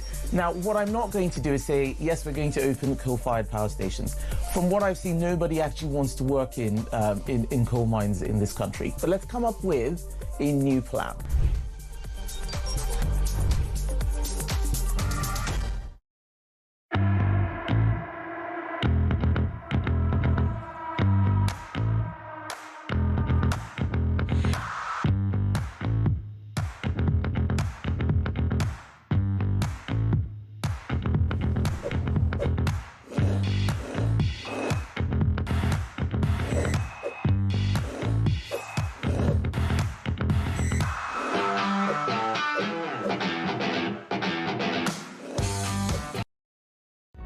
Across the UK, on DAB+, on your smart speaker, on your smart TV, and on your side. This is Talk. Welcome back. Let's talk art. Now, in Colorado, the fine state of Colorado, where they've had a Democrat administration for many a long year now, very much a solid Democrat state. At the state capitol building, there's a portrait. It's actually by a British artist called Sarah Boardman of Donald Trump. It's hanging up there because the local Republicans raised $10,000 to have it painted and hung. But so fed up, so disappointed is the president with this. Look at it. It doesn't look awfully like him, does it? Anyway, so disappointed is the president with this portrait that he has prevailed upon the Democrat, the radical left governor, Jared Polis, to take it down. And Jared has said, I'll do that. I'll take it down. So it's going to get taken down. What Trump is moaning about is that previously they had a great picture, apparently, of President Barack Obama as Donald said, that was wonderful. But this one of me is truly the worst. He says Sarah Boardman seems like she was a good artist in the past, but it looks like she's lost her talent. But why is he so upset with this picture? Well, I can see some reasons, but let's have a look at it from the artistic point of view and talk about portraits with the People's Art critic, Estelle Lovett. Welcome, Estelle. Thanks, Kevin. Hi. Well, first of all, I can understand why Trump doesn't love this portrait. I mean, it actually makes him look a lot younger than he is, but it's an odd picture, sort of fat-faced, doesn't really look like him. It's not a particularly good likeness, is it? No, and it's interesting, when you said he looked fed up, he did look fed up mentally and emotionally looking at this painting, but also he looked like he was overfed in the painting. Don't forget, in Trump's mind, Trump is like the perfect muse, and he wanted his portrait to tell part of his life story, to show him and all his glorious victories so that we could almost hear him when we're looking at him. But we're not absorbed by this painting because it does unfortunately look rather like Alec Baldwin than it does Donald Trump, and Donald Trump would like something more like his mugshot, where he's seen as more heroic in stance rather than this overweight oaf, let's say. Because what about these people who have? He says nobody likes a bad painting of themselves, as if all of us have paintings made of us. But he does say pictures as well, so we all seen photographs we don't like. Winston Churchill, didn't he? He once had an official portrait of him burnt. Which was an act of artistic vandalism. What is it about these national leaders that they become so sensitive when it comes to their portraits? But, big egos. It's interesting with Winston Churchill. Graham Sutherland, one of our greatest artists, painted him. And after Winston Churchill passed away, his wife destroyed it. Apparently she burnt it because Churchill disliked the fact he was painted as a fat and jowly old man. And Churchill very sarcastically said it's a remarkable example of modern art, but Churchill, we know, disliked modern art. But then also it reminds me of the portrait of the late Prince Philip, the Duke of Edinburgh, by Stuart Pearson Wright, which is the Duke as an elderly man with a bare chest, hairy chest, a bit of crest at the end of his finger, and a blue bottle. And apparently the Duke looked at it and he said, "Godzooks." And the artist said, "Do you think I've caught a likeness?" And the Duke apparently says, "I bloody well hope not."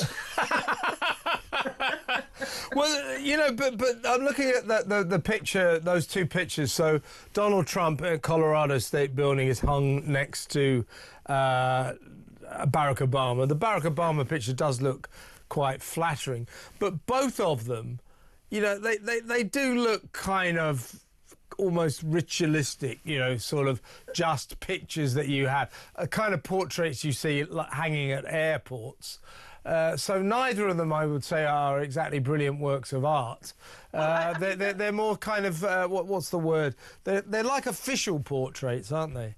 Yeah, they're supposed to flatter. Whether or not you think Sarah Boardman has flattered, I mean, she's remained uncontroversial. She hasn't made Trump look either happy or sad. Is he pleased? Is he angry? We know he's not tweeting, but he lacks sort of any emotion, which perhaps distresses Trump, especially when you think about that painting that he's got hanging in Mar-a-Lago. It's a big portrait of him and he's wearing athletic whites. He looks very athletic, which we know is not Trump either, But it's interesting because it's going to pull the crowds in to go and have a look at the other 45-odd portraits that have been painted, because it's the same as when the Mona Lisa was stolen in 1911 and people queued and went to look at where it had once hung.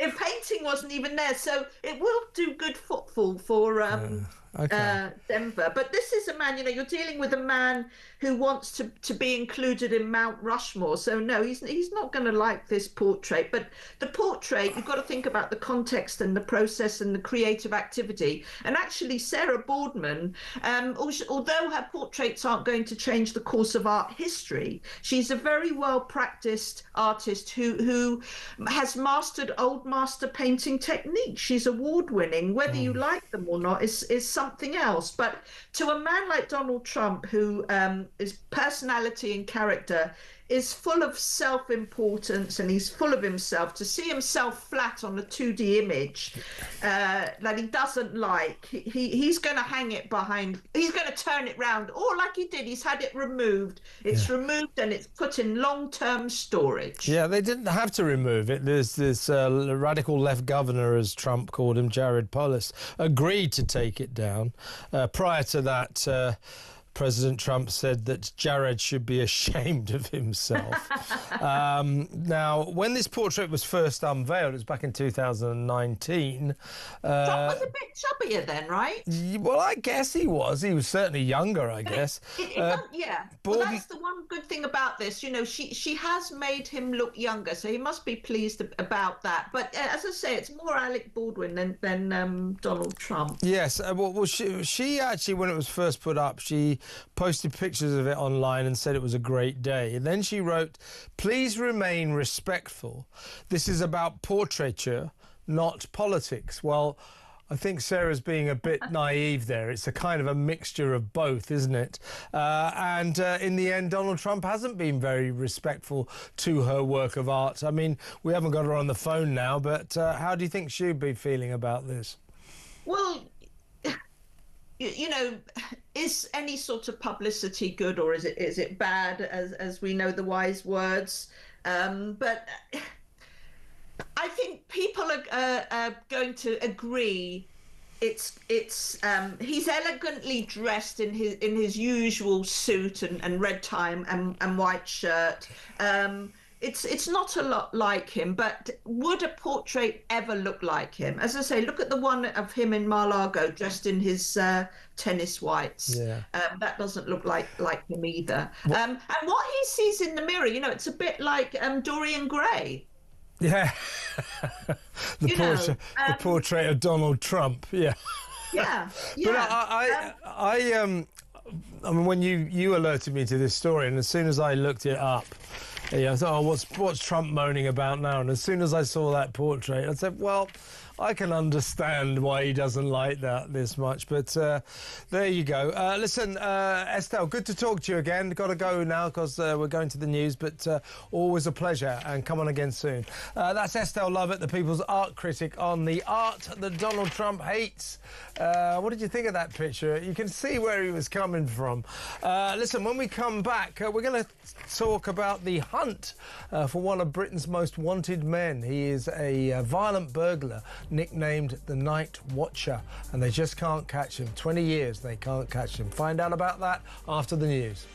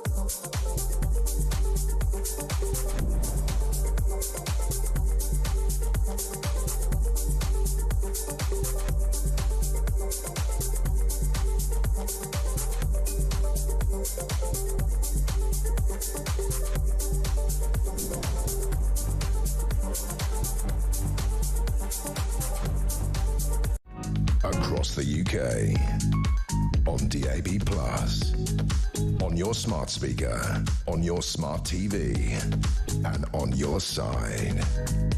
This is Talk.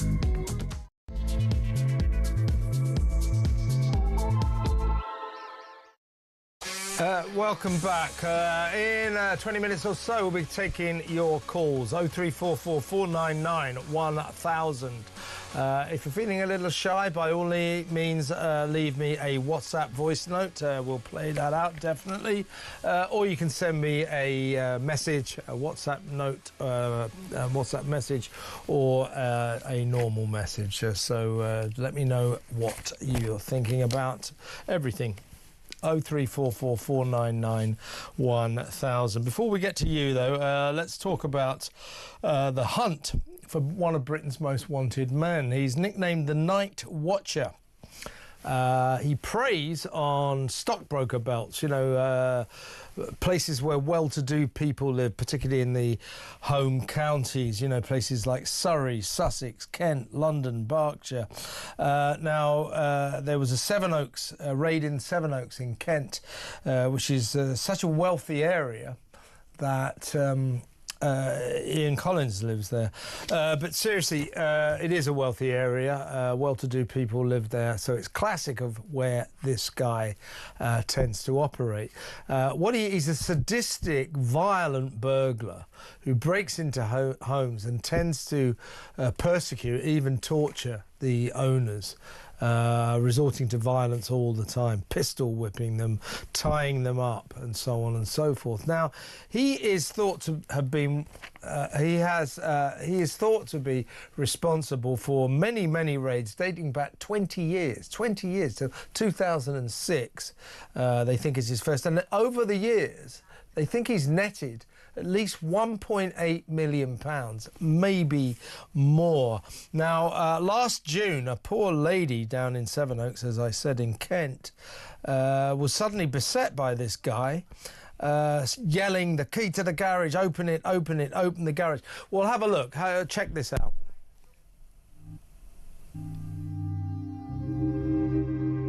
You can't just forget about it. You think about it every day. You're... Okay, so what he's shouting at her, so he's got hold of her there, and he's shouting, "The key to the garage, open it. Open the garage, open the garage, open it." His voice becomes more and more agitated as he makes more and more demands. The lady actually appeared in Crime Watch the other night, and she was forced into the house, where she was forced to open a safe, a second safe. And the raider then hit her across the head with his gun, splitting her forehead open in a mindless and violent attack. This lady was 63 years old. She lost £1.5 million worth of jewellery. So when I said he's netted 1.8 million in 20 years, it looks like it's a lot more than that. Looks as if at this raid alone, he may have got off with £1.5 million worth of jewellery. So he's made a very, very good living out of this, and they just can't find him. They just can't get close to him. As you see, he covers up, he wears a mask, apparently rides a bicycle sometimes, but they cannot find him. Let's talk to ex-Scotland Yard detective Mike Neville. Mike, you know a thing or two about catching bad guys. What would be the difficulties tracing a guy like this? I mean, presumably he's good at his job. He's good at evading the police. He's good at keeping his identity under wraps. Yes, so he's a very professional burglar and thief, a very violent man. And of course, what's happening here is that he doesn't leave any fingerprints or DNA. His face is covered, so he's not leaving his face behind. And what the problem with the police is, if he did leave fingerprints or DNA, it wouldn't matter if he was fingerprinted 50 years ago. That would be linked. Same with DNA. The difference is with images is that the police do not have a national database of, say, CCTV images. So this guy could be wearing a particularly distinctive top. Criminals have been caught. If you remember the murder of the young girl Olivia up in 9-year-old in Liverpool, what led to that, the killer's identification was some distinctive marks on his tracksuit bottoms. And so what I would recommend is an absolute full review of every image they've got of this man, and then a comparison against all the mugshots to see if they've got any similar marks and clothing. I had the world's first conviction for pattern recognition, where it's really used for advertising, where if you put a logo on a sporting event, you want to know how long it's shown on the television. But the police are still not using these sort of techniques to catch criminals. So, I mean, I even offer my services if I can help these police forces to catch this man. The facts are that the way to get him, in my view, is to see if there's any distinctive marks, logos, tattoos, because he isn't showing his face and he isn't leaving fingerprints or DNA. And it sounds as if, you know, one doesn't want to compliment these people or laud them too much, but it sounds like he's very thorough. That he's called the Night Watcher because he stakes these places out. He checks out the comings and goings, and his technique is, as in this case, is when the people come back to their homes, you know, he'll grab them with a gun, pistol whip them, force them to where they keep their valuables. This poor lady was back then tied up with electrical cable. I mean, a real ordeal for her. She's 63 years old, for goodness sake. She says, he split my forehead open with a gun. There was blood everywhere in my eyes. He tied my hands, then my feet, then tied them together. The pain was excruciating. He then put a chair on my back and I lay there in sheer panic. I thought, oh my God, he's going to kill me. When her husband came home, he said he was confronted with a scene from a horror movie. Now, this is happening time and time again. This guy has been doing this regularly for 20 years. So he stakes these places out. Obviously does it very carefully. As you said, Mike, he's good at keeping his identity under wraps. He makes sure he doesn't leave any fingerprints. Never caught on CCTV. Now, the question here is, or what it leads me to think is, you know, if a guy knows how to do this stuff, it's kind of alarmingly easy to stay one step ahead of the cops, isn't it? It is, and he's apparently very professional. He doesn't use a car, so there's no automatic number plate recognition. He uses train stations, often where it's dark and there's no CCTV. So he really is making a big effort. What the problem is, of course, is you identified that he's committed many of these crimes across several different counties, and these will all be different police forces. So what it needs now is coordination. It needs one senior investigating officer to look at this. We saw it with, if you remember, the Night Stalker who was raping old people in London for 2 decades. He was eventually caught when the commissioner said, right, we've had enough of this. I'm going to one person to investigate all of these things. So that focus, but also review is getting every clue together that they have and looking at them, this is the way to link him to different crimes and try and find his identity. We've got some sound now on that alarming video that we played you earlier, Mike, so we can hear what this guy is saying to this poor lady now. So this is what actually happened, folks. Take a look at this. Open the garage. Open the garage. That's the key at the garage. Open the garage. I'm opening it. Open it. I mean, it is. I mean, that is pretty terrifying, and he does this regularly. His victims, he seems to, there's something about him. He is obviously a very professional burglar. As I say, I hesitate to say this, but he's good at this stuff. But he is also a sadist. He enjoys, it's clear, he enjoys terrifying these people, and he enjoys physically attacking them. I mean, a person who pistol whips a 63-year-old lady, look at the difference in the size of these people. You know, he's a massive, great guy. So this is the other element to him. He's got to be caught, hasn't he? This man is a serious danger. He is, Kevin, and of course by speaking though he's already left another clue. Now I work with the University of Greenwich and they found out that people who are human super recognizers are also very good at voice recognition, and so this voice needs to be circulated to around police forces to say, have you interviewed this person? Could there be any links? Could we find him by his voice? Because if he's been interviewed by other things for the police, that will be on being recorded, so this voice will be available. So that's another opportunity to try and catch this man. Yes, and I would say that voice of his, that was a classic kind of flat home counties accent, wasn't it? Yeah, and it's just another clue along with the images, but the real problem is here is a lack of coordination, a lack of focus, because it's several different police forces. Well, let's hope they catch this guy soon, but it's been 20 years, so I don't suppose we should get too worked up about it, but hopefully they will very soon and bring this reign of terror to an end. And he's making a very good living out of it. He's making millions of pounds quite clearly. I want to bring you I want to talk about another police issue today, not related at all, but really pretty annoying. This was the police, I think in Surrey, Yes, it was in Surrey. To do with the city of Guildford in the middle of the Surrey County. This is the police are appealing in a search for a guy who calls himself Skylar Stone, 49 years old, failed to appear in court twice. This person, they put a description, a photo of him. He's basically a bloke with a pair of false eyelashes on. And when the Surrey police first put out this wanted note, please find this guy soon as, they said, we are appealing for the public's help in finding a wanted woman, Skylar Stone.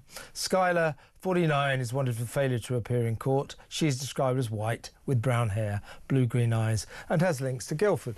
The problem with that is that he's not a woman. They put out that we're looking for a woman. He's not a woman, he's a bloke with false eyelashes on. When people complained about this, they changed it to, we are appealing for the public's help in finding a wanted transgender woman, Skylar Stone. OK, if you must do that.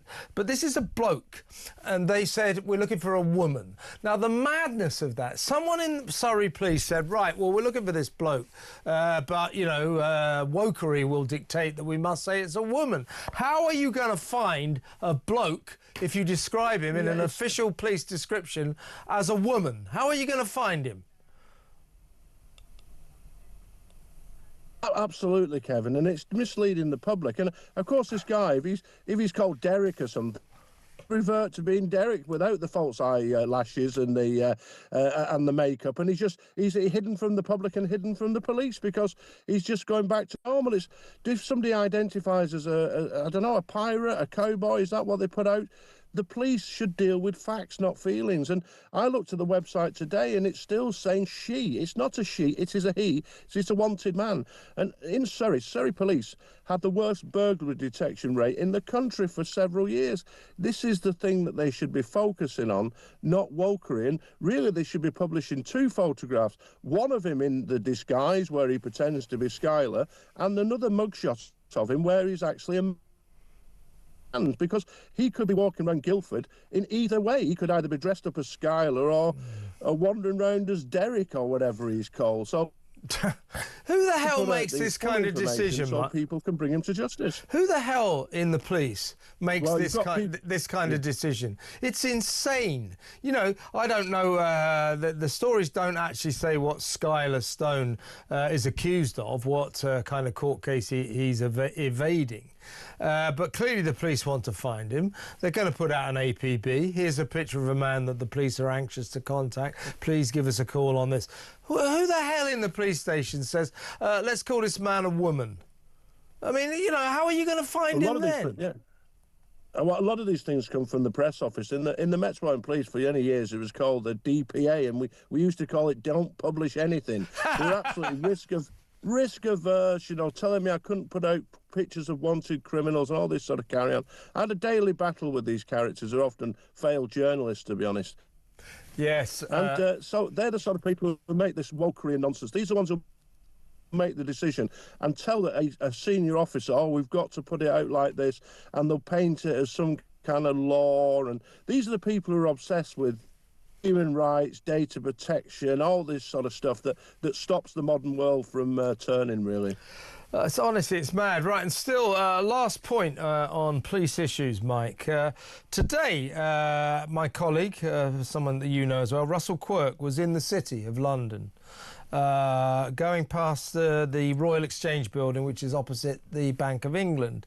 And some pro-Palestine protesters had climbed up the very impressive, huge columns in front of the building, and there they were halfway up. Now, Russell counted them there, you can see them there. There were 23 coppers there on the pavement, just standing, there they are, just standing, looking at these people scaling the Royal Exchange. Why don't they just get a ladder and pull them down?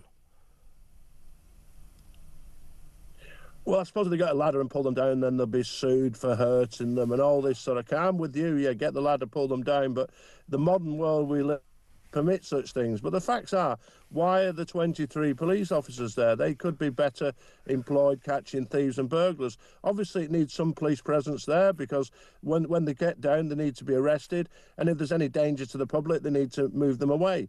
But there should be maybe 3 or 4 officers there, a sergeant or inspector directing them.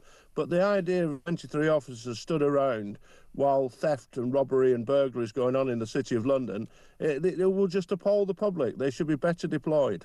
They certainly will. I mean, this is so often you see this. So many coppers attending relatively minor incidents and then just looking at them.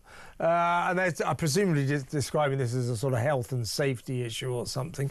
But what the public would like to see would be considerably fewer coppers doing their job. Getting those people down. By the way, they're pro-Palestine protesters who seem to feel that the Aviva insurance company has done something egregious. I'm sure that company hasn't done that at all. But I better put everybody in the picture about what's going on there. But 23 coppers who could be employed, many of them could be employed doing something much more useful, standing there looking at these idiots climbing up this tower. You see it so often, don't you, in modern policing? Well, Kevin, be grateful that they weren't sort of joining them like they joined in the skateboarders when the exits. Just be glad they weren't climbing up there with them. What I would say is well done to City Police. They actually did arrest them when they did come down and detain them for criminal damage. So they did do a good job in the end. But it is ridiculous, the amount of officers.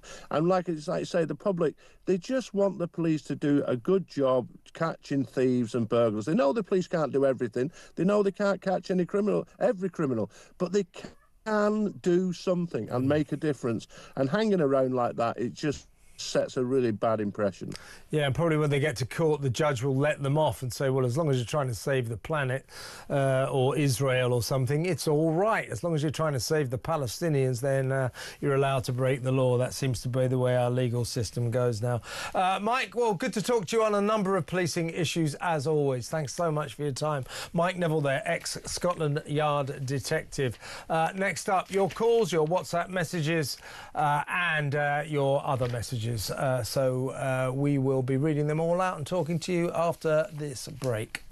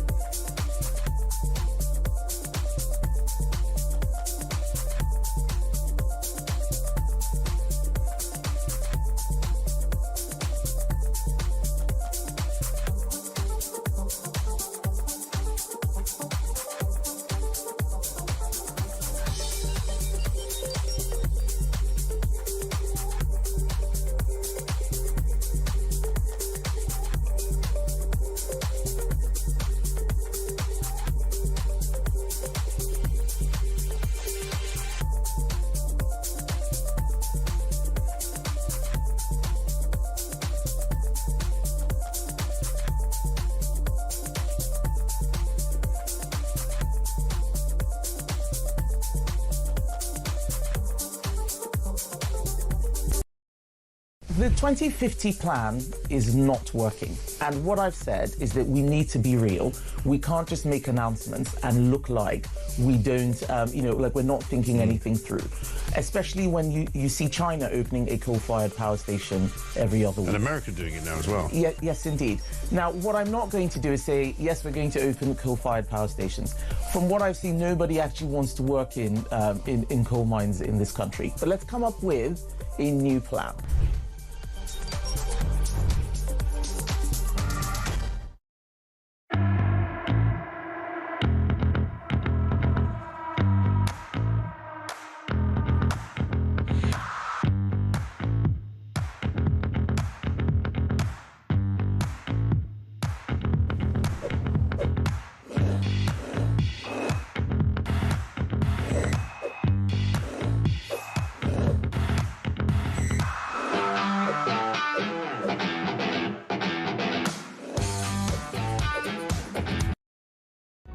Across the UK, on DAB+, on your smart speaker, on your smart TV, and on your side.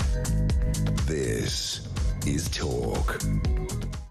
I'll tell you what, feelings do run high on the migrant crisis. People are getting sick of it. This is from Steve Chandler. He says, after listening to your piece on Folkestone, let's call it what it is. It's replacement.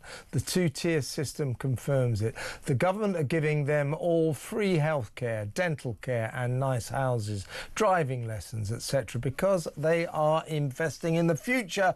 The replacements have to be fit, healthy and content. Meanwhile, the indigenous population are being phased out. Just look at the purge on the elderly, veterans, farmers, and the ravenous desire to send our kids to war. I think a lot of people are feeling that way. British people, British citizens, shall we say, traditional British indigenous citizens, feel like they're being treated as second-class citizens, second-class people.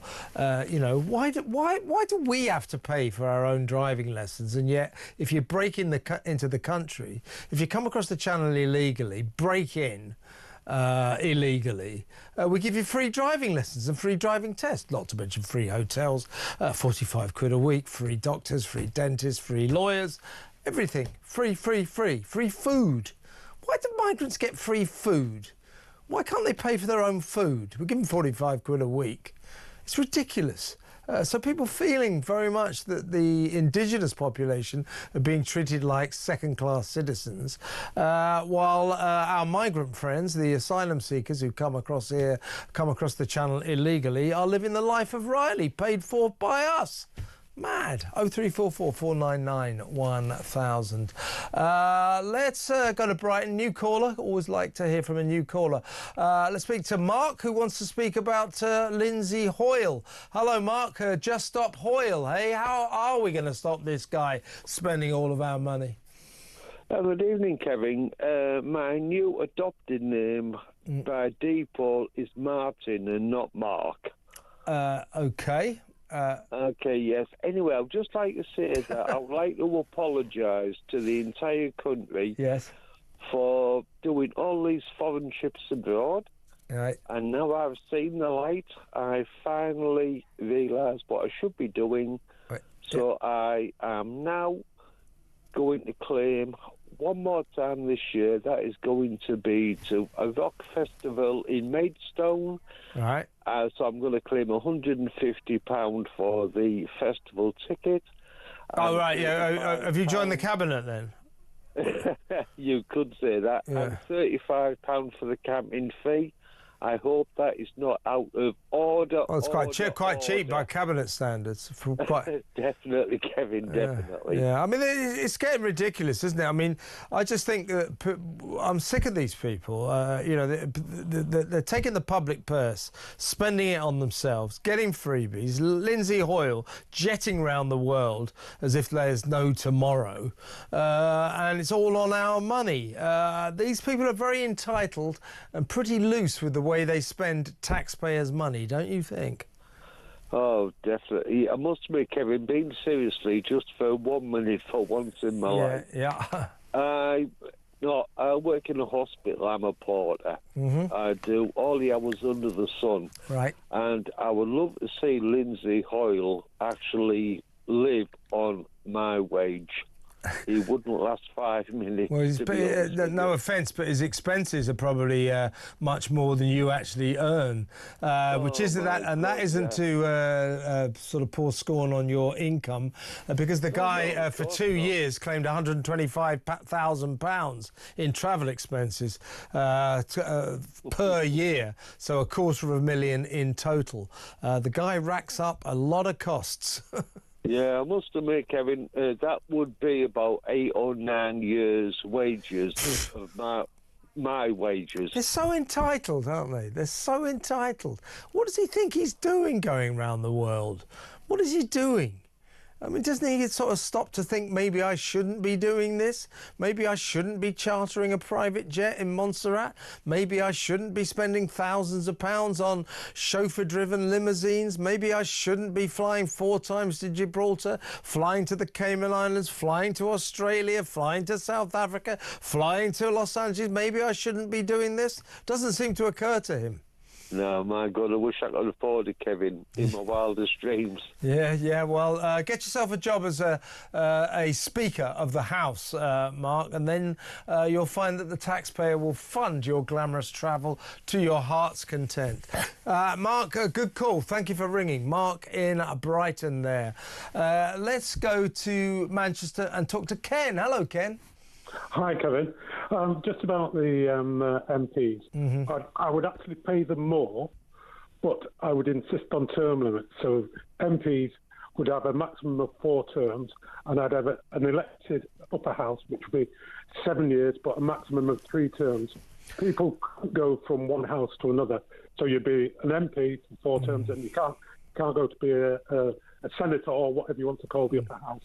And that way there wouldn't be the amount of corruption, not saying corruption, but potential for corruption. I mean, I hear you, Ken, but in what way would limiting MPs to 4 terms, so that would be 20 years they could do, in what way would that limit their corruption, do you think? Why do we need MPs being in there for 50 years? What are they doing?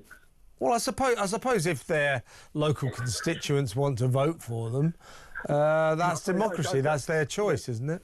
No. I think 4 terms, 20 years maximum, and then you've done your service to the country. Somebody else should come in. Somebody else with new ideas. Well, maybe, but you see what I mean. I mean, I'm not sort of fundamentally disagreeing with you here, and I can sort of see where you're coming from. But if, say, you have a constituency, as often happens, where the local MP is incredibly popular, they'll basically vote them back for the rest of their lives. I mean, is that necessarily a wrong thing? No, but there are other people who can do the job as well. So 4 terms. Yeah, but the constituents don't want another person. Well, somebody else is, but that would be the new rules. That will stop, well, in my opinion, it will stop the rampant things what the MPs are doing now. Okay. I can't quite see why. But I think that it's a better system than what we've got now. Okay. I'm very much with you on the House of Lords. I think we need a root and branch reorganisation, reform of the House of Lords. It's out of control. It's an absolute mess. 830 people able to claim £371 tax-free every single day. That is not a good system. I think we only need 400 people if that. I mean, no, we've got to do something about this. And I do think we need to look at the way our MPs behave. I'm not sure that shortening their time limit. I think you should be. It should be time. Yeah, but yeah, right. Look, at the risk of repeating myself, if I live in a constituency where me and all my fellow neighbours and constituents love our local MP, and he or she keeps getting voted back, what is wrong with them? You know, us being able to vote for the MP that we want if we want to keep them. Look at the American system. Why don't they have presidents going forever and a day? Yeah, Why do they only limit them to term limits? Yeah, but congressmen and senators can go forever and a day. Yeah, and that should be changed. So that's MPs. Yeah, so that should be changed as well. So Okay, yeah, but okay, Ken, but I can't quite see. I mean, I don't quite understand why that would stop corruption. They've been there less time to be corrupted. Less time to do. Yeah, the more time they've got, the more corrupt they'll be. Okay, Ken, I'll accept that as a reason. Good to talk, though, mate. Interesting conversation. Thank you for ringing. Please call me again. Ken in Manchester there. Is he right? Should we perhaps have time limits, term limits on MPs? I'm not quite sure if that would... I can't quite work out why that would make them less corrupt, less prone to accept freebies. But does he have a point? 0344 499 1000. Let's go to break. Take more calls after the break. Stay where you are.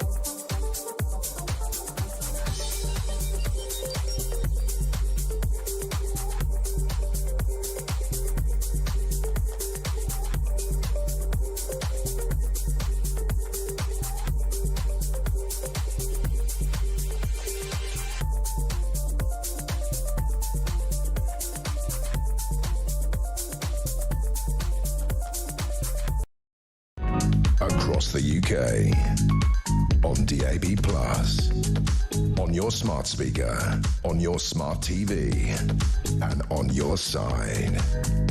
This is Talk. Welcome back. I've got a message here. Get on the line, by the way, if you want to get involved in the discussion tonight. We're talking about Lindsay Hoyle a lot. Long haul Hoyle, the spend, big spending Mr. Speaker, who's been around the world 19 times at our expense, £250,000 worth of expenses, £250,000, slashing out money on things like chauffeur-driven limousines, private jets, expensive hotels, 900 quid a night one of his hotels cost, meals for £400, taking his staff with him. We need to find out why he's been doing all this, and we need to be told, and we're never going to get a single MP to stick their head above the parapet because they're terrified of the Speaker. We're in a bit of a quandary here. Claire has written in saying, as usual, Kevin, the virtue signalling Labour Party can't even keep their Speaker in order. Long haul Hoyle does a good job, according to Kemi Badenoch. He is racking up the air miles and his suntan. It's cringe-making that a Speaker of the House can wield so much power. It's true, but they do because all MPs are terrified of the Speaker. Get on the wrong side of the Speaker, you never get called to make a speech, you never get called to make your point. So they're all terrified to criticise Long Haul Hoyle. But I think we, the people, have a right to know what he's been up to. Look, he may have very good reasons for all these trips. I'd find that hard to believe, but, you know, I know what it'll come out as a fact-finding mission. fact-finding. Why the Speaker of the Mother of all Parliaments should need to go fact-finding to a little Caribbean island like the Caymans, I don't know. But they probably say fact-finding, soft diplomacy. Yeah, well, OK, fine. Fact-finding and soft diplomacy. But does it have to cost that much? £250,000 in 2 years? You know, why has he got to fly first class everywhere?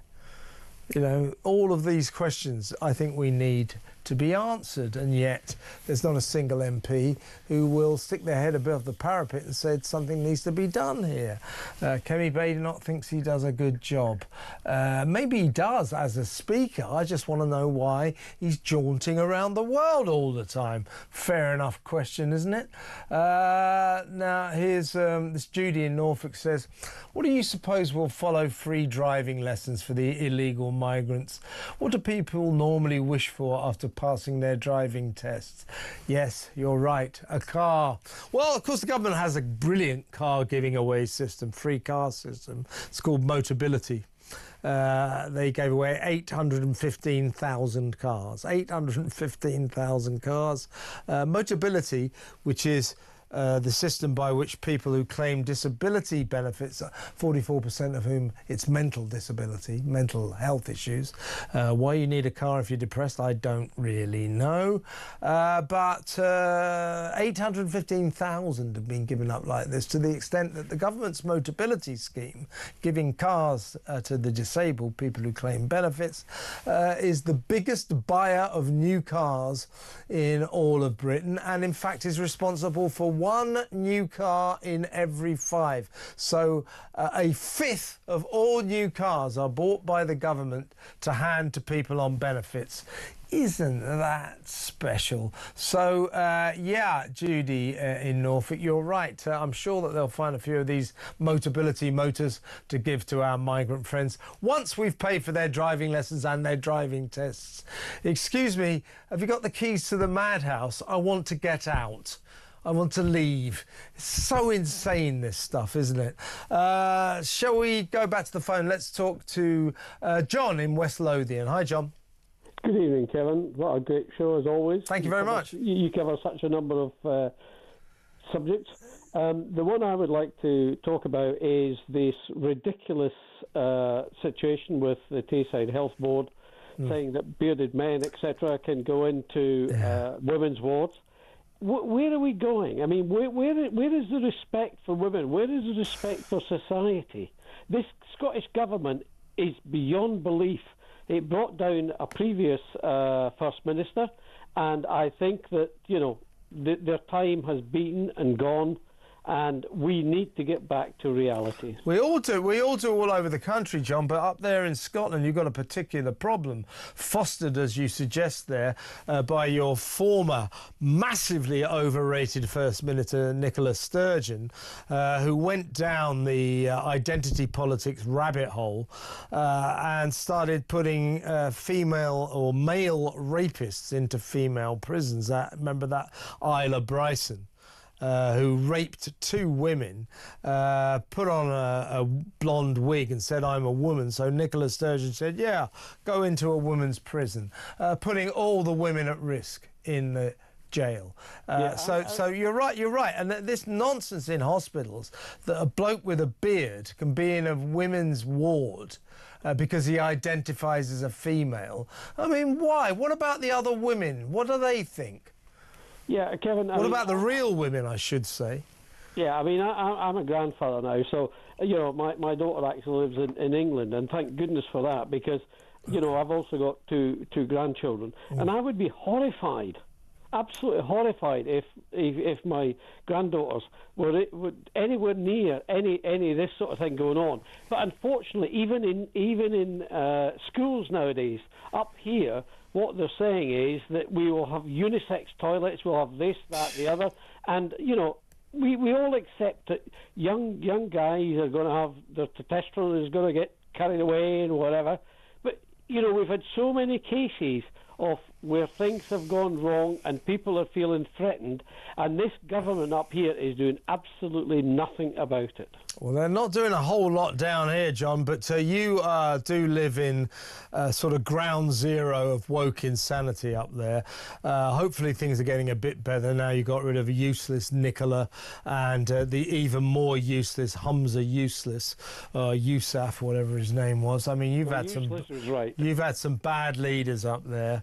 Hopefully you're in slightly better hands now. But what's going on in the NHS up there? Absolutely crazy. I don't know why Scotland became like this. I've always thought, I love Scotland, love Scottish people, and the thing I love about them, they've always struck me as being so down to earth and not at all the kind of people who would go around saying, yeah, good idea to put a bloke with a beard into a woman's ward.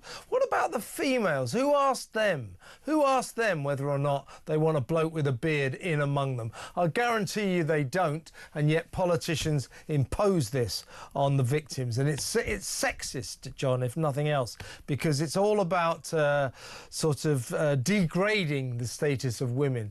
So they're no longer females, they're people with cervixes, people who menstruate, people who get pregnant. No. The word for them is women, females. Adult female humans. That's what they are, and we need to start respecting them. Yeah, John, Kevin, I would say that, sexist is one of the problems, but it is absolutely dangerous at the end of the day. Yes, exactly. That as well, John. Particularly in hospitals where it becomes a danger to health. And in terms of putting blokes, male rapists, into female prisons, Nicola Sturgeon, what the hell were you thinking? You fully deserved your career to be ruined by that absolutely insane measure that you brought in there. So good riddance to her. John, excellent call. Please call me again. John in West Lothian there. Let's go to a break. We'll take some more phone calls, read some more messages after this break.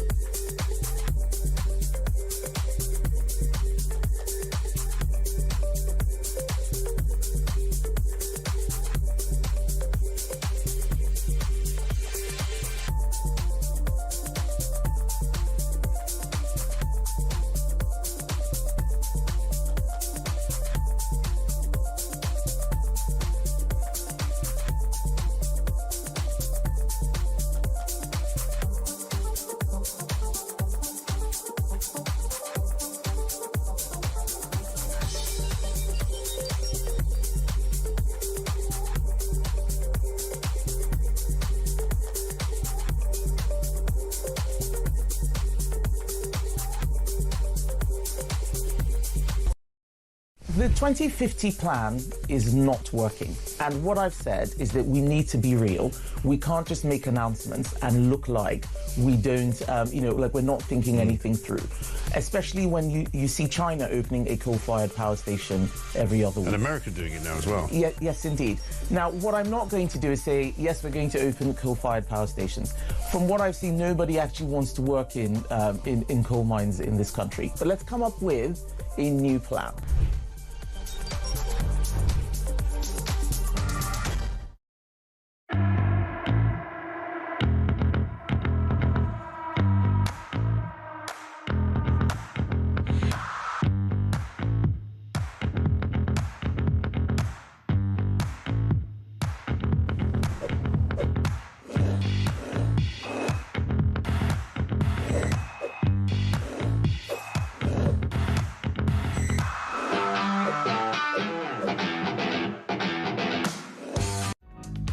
across the UK.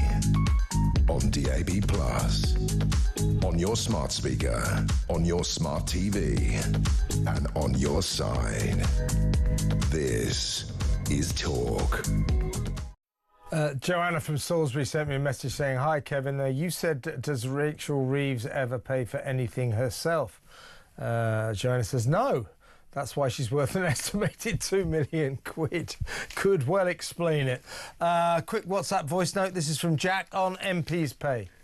Hi Kev, let's be completely honest, what money has this country got left to be affording to pay this salary for MPs? It is mind-boggling. I completely agree, slimming down the MPs and raising their money would be tons more beneficial to everything going on. But what have they done? We're all being stripped back, we're all struggling to pay for electric and gas. Miliband and his crazy ideas, and there was a salary increase. It's completely baffling. You're right, Jack. I mean, public sector extravagance is a massive national crisis. And Liz Kendall last week, she needed to address our welfare bill, our spiralling welfare bill, properly. And she didn't. She bottled it. So therefore, this is going to get worse and worse and worse. She did not tackle head-on what she needed to do. We are still paying out way too much in welfare benefits. Our entire welfare bill is something like £300 billion a year. It's just obscene. It really is. We've got to get our house into order, and Liz Kendall didn't have the guts to confront left-wingers in the party and just say, we're getting tough. She buckled, as simple as that. So there you are. Let's go back to the phones. Let's talk to Lynn in Toaster. Hi, Lynn. Hi, Kev. Did I say that right? Is it Toaster or Towster? No, it's Toaster. There you go. Everyone There's a turn up for the books. I got it right. Now, you want to talk about Lindsay Hoyle, and I've got a note here that you used to work in HMRC investigations. Well, I used to work in the HMRC and then got out, joined a firm of accountants and specialised in fighting the revenue. Right. But with employment taxation being my main specialism. So I know if when there was a revenue investigation, if people had gone off in the private sector, but also, some, councils, etc., people were going off on, international jaunts, whatever. Yeah. Revenue would be wanting to know where they went, how they flew, whether wife went or any family. Yeah. And they'd want a full itinerary. Yeah. To actually show that it was all business related, i.e. that there was no actual kind of holiday tacked on, etc. So, my question is, why the hell are they, HMRC actually ought to be doing a full investigation into these? Yeah, I couldn't agree with you more, Lynn. I mean, but don't you think, you just never mind your tax expertise, just as a citizen of this country, I just think that we are owed an explanation of what this guy has been doing with this money. What was he doing on these trips? How does he justify this vast expense? What exactly has he been achieving for this country? Precisely. Precisely. And as I said, HMRC ought to be actually looking at that, asking for a full agenda, who went, and it's a taxable benefit. It is not allowable. The other thing, just the last one. Go on. We kind of pay interest as taxpayers on all their second homes, etc. And they get all the profits when they're sold. Why is that? When they haven't actually paid anything towards them. Well, that's the other aspect of being an MP. We're going on about their income, which is quite handsome and hefty, but they get a lot of expenses. They get, they get the right to run their own offices. And as you say, the second homes they get help with. It's a very nice little number if you can get yourself a constituency, Lynn. Said, if we are paying for these second homes, then why should they, the MPs, be getting the profits from it when they're sold? Yeah, it's a good point. And a very good point generally, Lynn. Thank you very much. Excellent call. Please call me again. Lynn in Toaster there. Let's go to a new caller in Warwickshire. Mark. Hello, Mark. Hi, Kevin. I have spoken to you before, actually, a couple of weeks ago. So okay, so not quite, almost a new caller. Yeah, almost a new caller. Yeah, but what would you want to say, mate? Well, just a couple of things. It's to do with travelling Wilbury speaker and Rachel III. Yeah, they're just really examples of. I don't want to be too disrespectful, but it's like pigs with the noses in the snout. Well, I keep saying, I keep using just that analogy. They've got their snouts in the trough. I think their sense of entitlement with what they do with our money is shocking and extraordinary, and it should be stopped. We've got to stop these people just thinking they've got the right to travel the world, live glamorously on our money. We've got to rail them in, don't you think? I do, and the problem with it is there's two things really that I wanted to say.